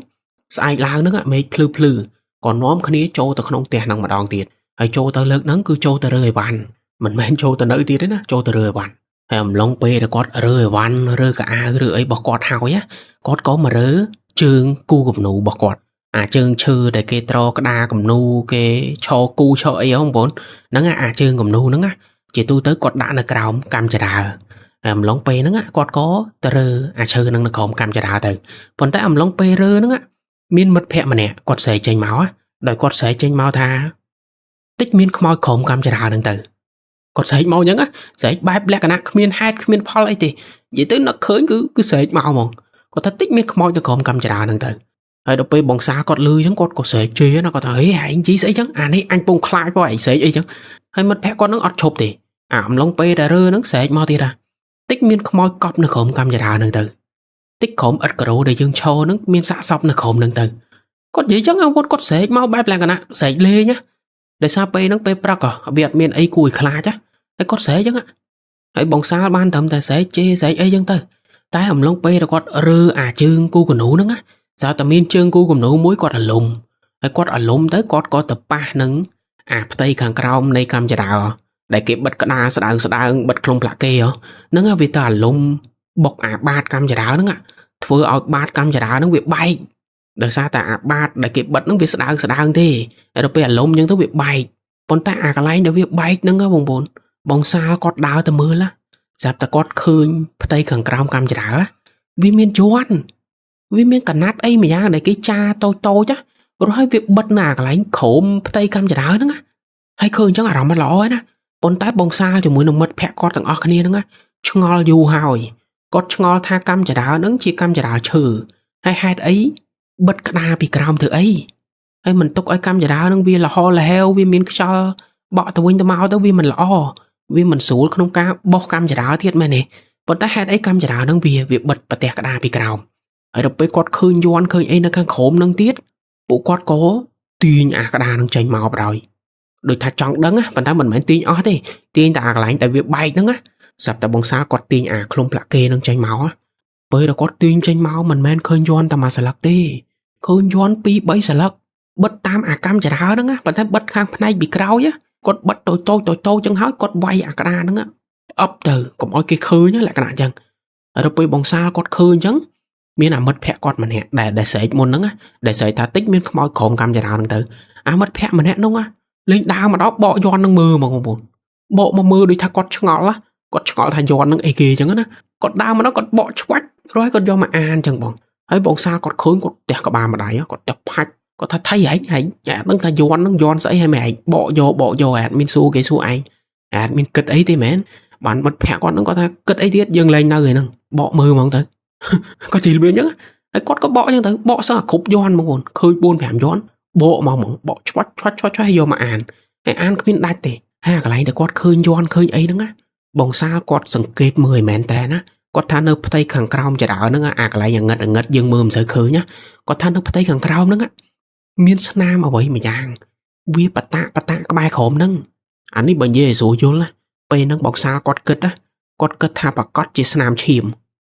ាមដែលវាខ្ទាតវាប្រឡាក់ទៅតាមជាងតាមកម្មចរាអីហ្នឹងណាប៉ុន្តែគ្រាន់តែថាស្នាមហ្នឹងវាមានការលាងសម្អាតហើយអញ្ចឹងយើងមើលអត់សូវឃើញទេតែគ្រាន់តែថាឈាមវាមិនមែនងាយលាងទេណាបងប្អូនឈាមតែវាជាប់ហើយគឺវាជាប់យូរណាស់ហើយវាមានស្នាមវាមានបតាអីតិចនៅហ្នឹងវាអត់ងាយលាងសម្អាតបាន 100% ទេអញ្ចឹងអាពេលហ្នឹងបងសាលគាត់ឃើញអញ្ចឹងតែក៏អត់ច្បាស់ទេតែគ្រាន់តែចិត្តគាត់គិតថាសង្ស័យតែស្នាមឈាមហើយដល់ពេលមើលឃើញអាស្នាមទាំងអស់ហ្នឹងហើយមើលឃើញយ័ន្តឃើញអីហ្នឹងហើយបកយ័ន្តហ្នឹងចេញមកទៀតដល់ពេលឃើញទាំងអស់ហ្នឹងហើយបងសាលហ្នឹងក៏យកក្តារដែលបិទក្រោមហ្នឹងបិទវិញទៅរហូតជួសជុលអីគេវាយអីគេឲ្យចិត្តវិញអញ្ចឹងណាពីព្រោះអត់ចង់អស់លុយធម្មតាយើងជួតែគេយើងបំផ្លាញទ្រព្យសម្បត្តិគេវាមិនអស់លុយអញ្ចឹងពេលហ្នឹងបងសាគាត់ធ្វើឲ្យស្អាតវិញធ្វើកុំឲ្យគេមើលដឹងថាវាបែកអញ្ចឹងណាដល់ពេលធ្វើហើយក៏រើឲ្យវ៉ាន់ចេញពីក្នុងផ្ទះហ្នឹងវិញមកហើយក្រោយពេលដែលពួកគាត់ចេញពីផ្ទះហ្នឹងគាត់ក៏ទៅរកបន្ទប់ជួលថ្មីហើយនៅកន្លែងថ្មីហើយអត់ដែលខ្វល់ខ្វាយពីផ្ទះហ្នឹងទៀតទេណានិយាយទៅគឺអត់ចង់ដឹងអត់ចង់លឺអត់ចង់ស៊ើបអីទាំងអស់ប៉ុន្តែកន្លងពីហ្នឹងប្រហែលជាមួយអាទិត្យទៅ10ថ្ងៃស្រាប់តែថ្ងៃមួយពួកគាត់ទាំង4នាក់ហ្នឹងជិះកាត់ផ្ទះមួយហ្នឹងហើយតាមពិតទៅអាបន្ទប់ជួលថ្មីរបស់គាត់ហ្នឹងមិនត្រូវជិះកាត់ផ្លូវហ្នឹងទេណាប៉ុន្តែថ្ងៃហ្នឹងដូចថាគាត់ចង់ធ្វើដំណើរទៅនេះទៅនោះហើយគាត់ជ្រុលជិះកាត់អញ្ចឹងណាដូចថាវាចៃដន្យណាស្រាប់តែគាត់ជិះកាត់ហ្នឹងស្រាប់តែឃើញឡានប៉ូលីសហើយនឹងប្រជាជនជុំវិញហ្នឹងដូចថាគេកំពុងតែផ្អើលមើលអ្វីមួយយ៉ាងនៅក្នុងផ្ទះដែលពួកគាត់ជួលមុនហ្នឹងហើយដល់ពេលពួកគាត់ឃើញអញ្ចឹងមិនចូលមើលដែរចង់ដឹងចង់ឮដែរប៉ុន្តែពេលដែលពួកគាត់ចូលទៅមើលហ្នឹងគេអត់ឲ្យចូលទៅទេប៉ូលីសដូចថាគេដាក់ខាំងគេដាក់អីអត់ឲ្យចូលបានតែត្រឹមឈរពីក្រៅលបងហ្នឹងមើលចូលទៅក្នុងហើយមើលចូលទៅក្នុងហ្នឹងក៏អត់ឃើញអីដែរឃើញតែប៉ូលីសឈរនៅខាងមុខផ្ទះឃើញតែអីប៉ុណ្ណឹងទេហើយដល់ពេលគាត់មើលអត់ឃើញអញ្ចឹងទៅបងសាលគាត់ក៏សួរអ្នកចិត្តខាងដែលកំពុងតែឈរមើលដូចគាត់ហ្នឹងគាត់សួរថាមានរឿងអីបងផ្ទះហ្នឹងមានរឿងអីហើយប៉ូលីសមកធ្វើអីចឹងបានអ្នកចិត្តខាងហ្នឹងគាត់ប្រាប់មកទៅគាត់ថាប៉ូលីសកំពុងតែឲ្យឃាតករធ្វើសកម្មភាពឲ្យមើលថាគាត់សម្លាប់មនុស្សបែបណាគាត់ធ្វើសកម្មភាពបែបណាដាក់ជនរងគ្រោះអញ្ចឹងណាអញ្ចឹងបងសាលគ្រាន់តែឮប៉ុណ្ណឹងគឺដឹងហ្នឹងមែនទេគឺយើងយល់ហើយណាថាអូប៉ូលីសកំពុងតែនាំឃាតករមកធ្វើសកម្មភាពដើម្បីធ្វើជាភ័ស្តុតាងធ្វើជាអីផ្សេងអញ្ចឹងណាអញ្ចឹងគ្រាន់តែគាត់ឮប៉ុណ្ណឹងគឺគាត់ដឹងថាក្នុងផ្ទះហ្នឹងធ្លាប់មានមនុស្សស្លាប់អញ្ចឹងពេលហ្នឹងអ្វីដែលគាត់ចង់ដឹងគឺឃាតករហ្នឹងពីណាគេហើយអ្នកណាដែលជាអ្នកស្លាប់នៅក្នុងហ្នឹងហើយស្លាប់តាំងពីពេលណាអីតាំងពីពេលណាពីព្រោះគាត់ទៅតែចេញពីផ្ទះហ្នឹងបានមួយអាទិត្យទេហើយហេតុអីមានប៉ូលីសមានអីមកអញ្ចឹងយើងមិនឆ្ងល់មែនទេប៉ុន្តែឆ្ងល់ក៏បានតែត្រឹមសិនទេដោយសារតែធ្វើអត់បានប៉ូលីសគេអត់ឲ្យចូល គេដាក់ខាំងគេអត់ឲ្យយើងចូលទៅក្នុងបានណាអញ្ចឹងបានតែត្រឹមឈរមើលពីក្រៅលបងហ្នឹងហើយឈរឡើងមកសន្ទុះដែរណាប្រហែលជាជិតកន្លះម៉ោងបានប៉ូលីសគាត់នាំឃាតករចេញមកក្រៅហើយពេលដែលនាំឃាតករចេញមកក្រៅនឹងហើយបានគាត់ឃើញមុខឃាតករម្នាក់នោះហើយឃាតករម្នាក់នោះបងប្អូនដឹងអ្នកណាអត់គឺពូអ្នកលក់បាយហ្នឹងឯងពូអ្នកលក់បាយដែលហៅពួកគាត់មកជួលផ្ទះតហ្នឹងគឺពូម្នាក់ហ្នឹងគាត់គឺជាឃាតករហើយអ្នកដែលគាត់សម្លាប់ហ្នឹងគឺប្រពន្ធរបស់គាត់សម្លាប់ប្រពន្ធគាត់នៅក្នុងផ្ទះមួយហ្នឹងហើយការសម្លាប់របស់គាត់គឺសាហាវមែនតើអានេះបងសាលមកដឹងពេលក្រោយណាដោយពូអ្នកលក់បាយហ្នឹងគាត់សារភាពទៅប៉ូលីសគាត់ថាគាត់បានរុញប្រពន្ធគាត់ហ្នឹងធ្លាក់ពីលើជាន់ទី2មកធ្លាក់តាមកម្មចដាវហ្នឹងហើយប្រពន្ធគាត់ក៏ដួលបោកក្បាលនៅអាកន្លែងកម្មចដាវនៅជាន់ក្រោមហ្នឹងប៉ុន្តែពេលហ្នឹងប្រពន្ធគាត់អត់ទាន់ស្លាប់ទេហើយពូអ្នកលក់បាយហ្នឹងក៏ចាប់ក្បាលប្រពន្ធគាត់ណាបោកទៅនឹងកម្មចដាវហើយបោករហូតតតែបែកឈាមតតែខ្ទាតឈាមខ្ចាយពេញអត់ការ៉ូខ្ចាយពេញជាងនិយាយទៅអាស្នាមឈាមដែលខ្ទាតប្រឡាក់ជាងប្រឡាក់អីដែលបងសាលគាត់ឃើញហ្នឹងបងប្អូនអាស្នាមហ្នឹងគឺជាស្នាមឈាមដែលខ្ទាតចេញពីក្បាលប្រពន្ធគាត់មកគឺពូអ្នកលក់បាយហ្នឹងគាត់បោកក្បាលប្រពន្ធគាត់នៅអាកន្លែងនោះហើយហេតុផលដែលគាត់សម្លាប់ប្រពន្ធគាត់ហ្នឹងគឺដោយសារតែឆ្លោះគ្នាបកកាយគ្នារឿងគ្រួសារគាត់ឆ្លោះគ្នានិយាយមិនត្រូវគ្នារឿងលុយកាក់រឿងជាពាក់បំណុលជាពាក់អីហ្នឹងឯងនិយាយទៅរឿងកប៉ិចកប៉ុកទេដែលប្តីប្រពន្ធទូទៅគាត់តែងតែឆ្លោះគ្នាប៉ុន្តែគ្រាន់តែថាពូអ្នកលក់បាយហ្នឹងគាត់រៀងខុសខើបន្តិចគាត់ឆ្លោះគ្នារហូតដល់ថ្នាក់គាត់ជ្រុលដៃសម្លាប់ប្រពន្ធគាត់ណាអានេះខ្ញុំមិនដឹងថាប្រើពាក្យជ្រុលដៃវាសមអត់ទេណាដោយសារតែអ្វីដែលគាត់សារភាពហ្នឹងគឺគាត់តាំងចិត្តសម្លាប់ហ្មងគាត់រុញប្រពន្ធគាត់ពីជាន់ទី2ហ្នឹងអារុញបន្តិចហ្នឹងគ្រាន់តែយើងស្ដាប់មកក៏យើងយល់ហើយថាគាត់ចង់ឲ្យប្រពន្ធគាត់ហ្នឹងធ្លាក់ពីលើកម្មចដាស្លាប់ហើយគាត់ឃើញប្រពន្ធគាត់អត់ទាន់ស្លាប់គាត់ក៏ទៅបោកក្បាលបោកអីហ្នឹងទៅហើយអ្វីដែលវាខូខើនៅពេលដែលប្រពន្ធគាត់ស្លាប់ហើយគាត់បានយកសាកសពប្រពន្ធគាត់ហ្នឹងទៅដាក់នៅក្នុងធុងតកហើយពេលដែលគាត់ដាក់ហ្នឹងគឺគាត់ស្រាតសម្លៀកបំពាក់ឲ្យគាត់ញុកតែសាកសពដែលតទេហ្នឹងចូលទៅក្នុងធុងតកហើយពេលដែលញុកចូលហ្នឹងសាកសពប្រពន្ធគាត់ដូចថាមៀតធំពេកពិបាកនឹងញុកចូលធុងតកមួយហ្នឹងពូអ្នកលក់បាយហ្នឹងគាត់ក៏កាច់ដៃកាច់ជើងប្រពន្ធគាត់ហ្នឹងឡើងវីកកងែកកងក់ដើម្បីញុកចូលទៅក្នុងធុងហ្នឹងឲ្យបានហើយធុងមួយហ្នឹងបងប្អូនដឹងធុងណាអត់ធុងហ្នឹងគឺជាអាធុងក្រហមដែលបងសាលជាមួយនឹងមិត្តភ័ក្តិគាត់ប្រើហ្នឹងដែលគាត់ទិញស្រាទិញអីផឹកឬក៏ទិញបន្លែផ្លែឈើម្ហូបអាហារអីគាត់យកទៅដាក់ក្នុងធុងហ្នឹងហើយដាក់តកដាក់អីប្រើជាប្រចាំហ្នឹងបងប្អូនគឺអាធុងហ្នឹងដែលជាធុងធ្លាប់ដាក់សាកសពប្រពន្ធពូអ្នកលក់បាយពីមុនមកហើយពូអ្នកលក់បាយហ្នឹងដូចថាគាត់គិតអីមិនចាញ់ពេលហ្នឹងគាត់យកសាកសពទៅដាក់ក្នុងធុងសិនដើម្បីកុំឲ្យវាមានក្លិនហើយគាត់ដាក់តកដាក់អីចឹងទៅការពារប៉ុន្តែបានប្រហែលជាមួយថ្ងៃ2ថ្ងៃទេបានគាត់លើកសាកសពប្រពន្ធគាត់ហ្នឹងយកទៅលាក់យកទៅចោលនៅតាមផ្លូវចឹងទៅហើយយកទៅចោលនៅណាអានេះបងសាលគាត់អត់ដឹងទេណាគាត់តែថាហ្នឹងគាត់លើពីគេមកនិយាយទៅប្រពន្ធគាត់ស្លាប់នៅក្នុងផ្ទះមួយហ្នឹងហើយយកសាកសពដាក់ក្នុងធុងតកហើយបន្ទាប់មកបានពូអ្នកលក់បាយហ្នឹងយកសាកសពហ្នឹងទៅលាក់ទៅចោលតាមផ្លូវចឹងទៅហើយក្រោយពេលដែលគាត់យកសាកសពហ្នឹងទៅចោលហើយពូអ្នកលក់បាយហ្នឹងគាត់ក៏ទៅរកគ្រូដើម្បីឲ្យធ្វើពិធីឬមួយក៏ធ្វើយ័ន្តធ្វើអីឲ្យគាត់ដើម្បីយកយ័ន្តហ្នឹងម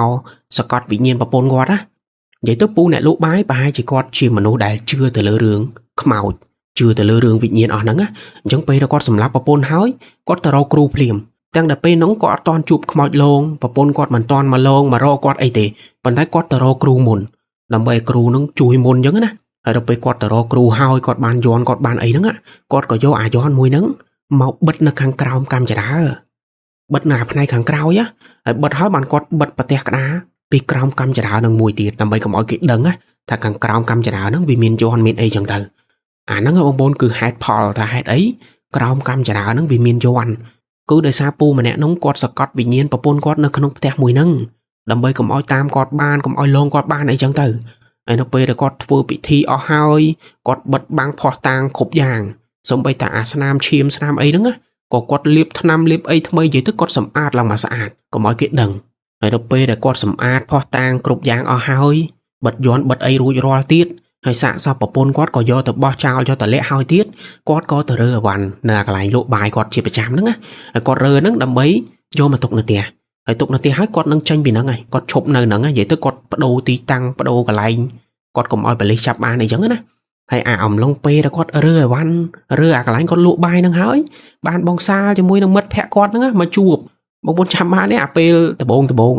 mình mà chuộc kia nơi cái lạnh lụa bài hay xua pu mà nè nâng tới pu nâng có tha có chụp nơi nâng ngay có tới sáu cái có bắt đầu chip bắt đầu một là bỏ ấy quạt chẳng từ ấy đọcไปcòn vậyให้quạt mình nai nom cầm bằng xa nâng á ôi tới chuột phe to bị quạt phe để quạt tớp ta sầm lấp pa pôn môn nâng áจะnói nâng á vì mà phe cái là kia thòng nâng vậy bằng xa cầm bộ quạt nâng lư chẳng hết có tới chuột phe nâng to từ ấy bây để quạt chuột nâng còn miền đằng na thập phe nâng tớp ta miến sa cam mà phep sầm lấp mà nấu hao quạt đằng tê hay nam muối pe là quạt trâu từ nơi nâng quạt có mình ban tới sừng kết mưa là cốm cam chả đá snam chim snam ấy nâng á quạt ở ban mưa tê tụ bây chỉ nơi cái lạnh cam chả đá nâng thọp miên snam chim miên ấy bả lạ nở nồng còn tái dương mạch tới chạp ở rắm bên này bông bồn hay nào mới snam on nâng á vì nơi khổm giống như là ngất to thì dương nước ao co từ mưa vô plương vô pơ trăng á bàn mưa khơi hay tam bắt tới cái lạnh nâng á pu nâng quạt sầm ạt hay oi quạt liệp tham liệp ấy mà sạt còn tái chỉ tụ tới cái lạnh để thọp miên sạc mà phep ấy mà dáng dương phi diêm sầm ạt phi diêm ấy cả đòi còn nơi tam miên sạ snam ấy tinh tôi bả lạ nở nâng đây mày này còn tái dương ở chạp ở rắm chẳng bộ quạt nâng có chua nó không thể nâng á làm chất mặc hài hãy bàn chụp màu lông chụp hai cá đôi để nhom dày nâng từ hãy bông xa cho mùi nâng mất phẹ quạt tầng bồn nẹ nâng á đọc với lưu đầm nâng nâng hoi hua chất mình nè cứ quạt nâng man mình đó là thả phẹ để quạt trôi từ nơi nâng miên mà nụ slap hay slap mình du thì pi bay ngay một nâng ấy hay cá slap bẹp xả hai mình nè nhọc sạ sọc trôi thông từ cọ trôi ấy chẳng có bông bồn cất mưa bà dương chỉ cầm bông xa với bà cọt chìa hua chất đó mày nè hay bà cọt chìa phư rồi bỏ pe cao nhá đôi thả pe nấu lưu sầm lên xoay dung lưu sầm lên mà nó xây là nghe ấy xây nó cứ biết phép mau bộ quạt đợi ai mong mình trong bách từ xua pu này lộ bài đập to lấy nè còn ta lư tam kê vậy ấy nó cứ đần mong tha sầm lên để bộ quạt lư hay màu mà nó xây đài bằng hàng khôn ai quạt khơi ọt miên sầm liệp bằng pẹ ấy nó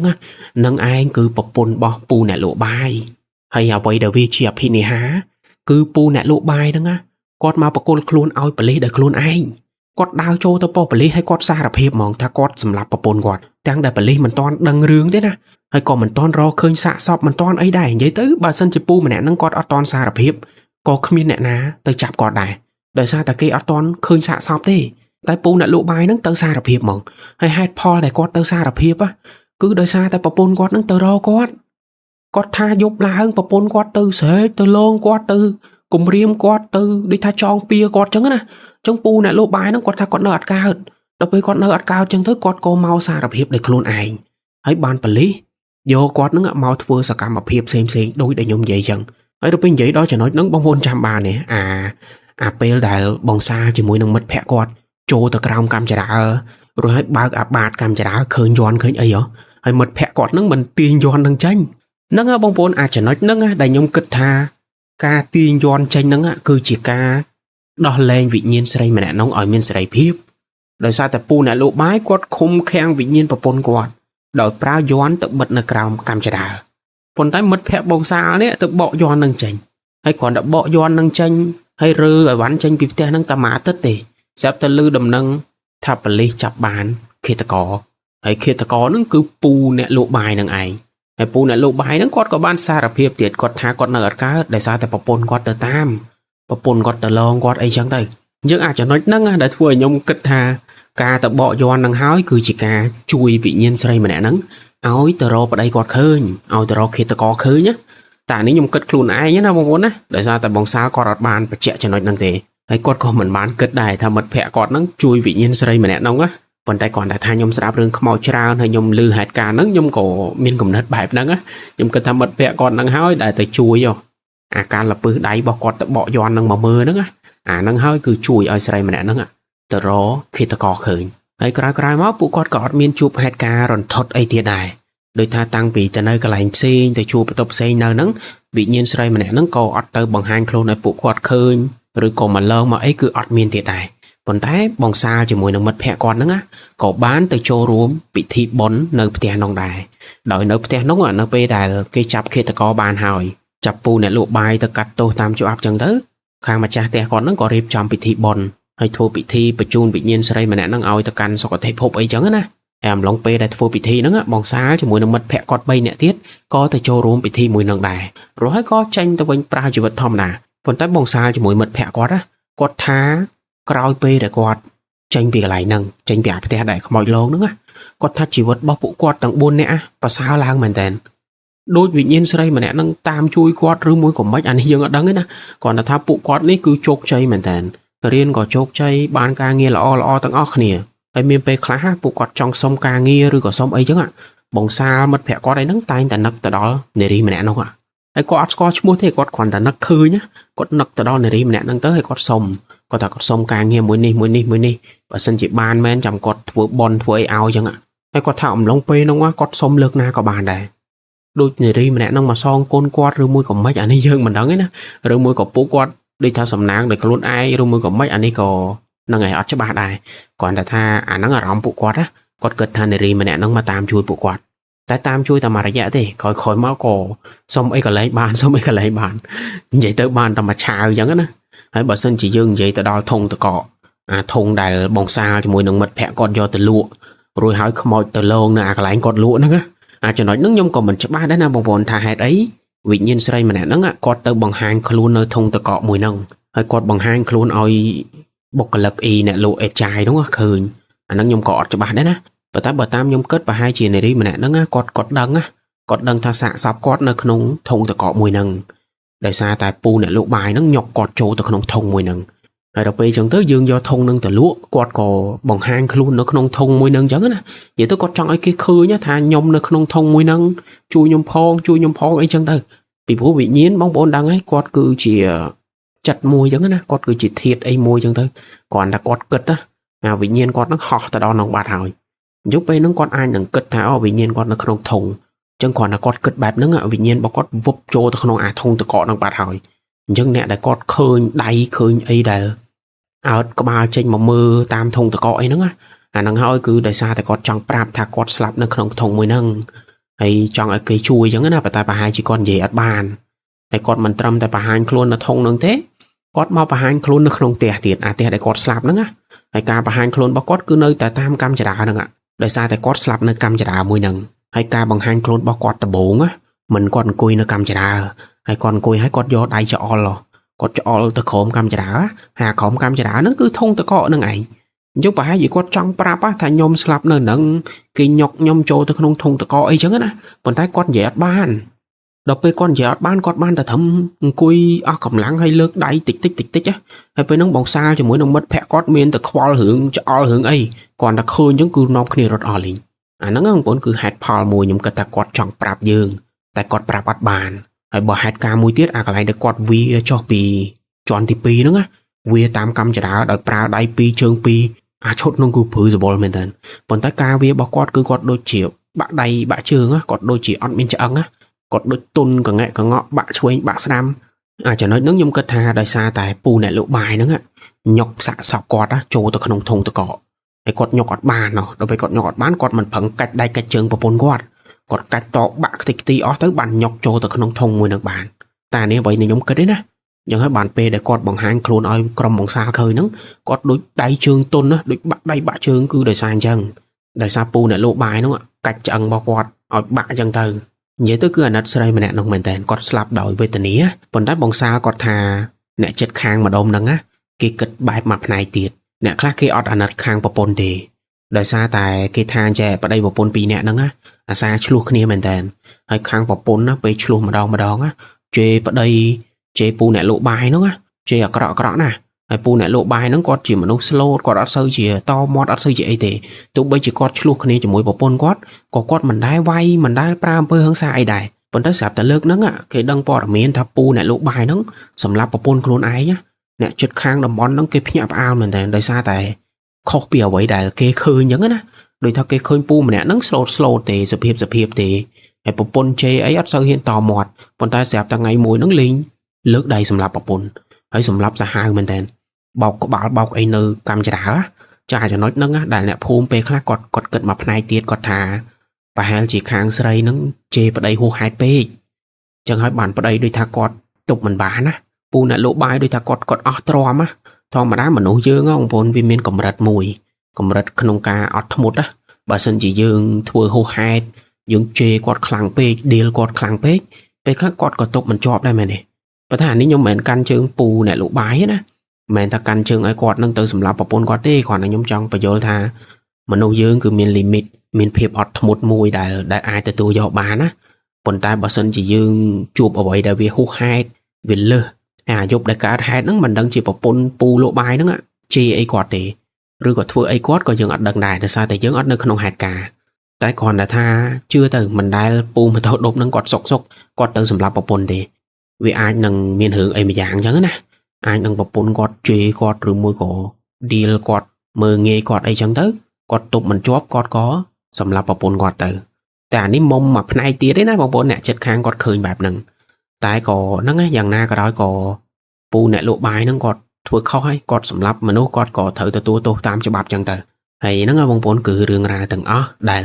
បងសាលជាមួយនឹងមិត្តភ័ក្តិគាត់ទៅជួបនៅក្នុងផ្ទះជួលមួយខ្នងហ្នឹងដែលជួលតពីពូលក់បាយហ្នឹងឯងអូខេចឹងរឿងរ៉ាវទាំងអស់មានតែប៉ុណ្្នឹងទេហើយសម្រាប់បងប្អូនណាដែលស្ដាប់រឿងនេះចប់ហើយមិនទាន់ចុច like subscribe ឬក៏ចុចសញ្ញាកណ្ដឹងឲ្យ channel ដំណើរទេកុំភ្លេចជួយចុចឲ្យដំណើរម្នាក់មួយផងហើយអរគុណច្រើនដែលស្ដាប់វីដេអូនេះតាំងពីដើមរហូតដល់ចប់ជួបគ្នានៅដំណើរខ្មោចក្រោយៗទៀតបាយបាយ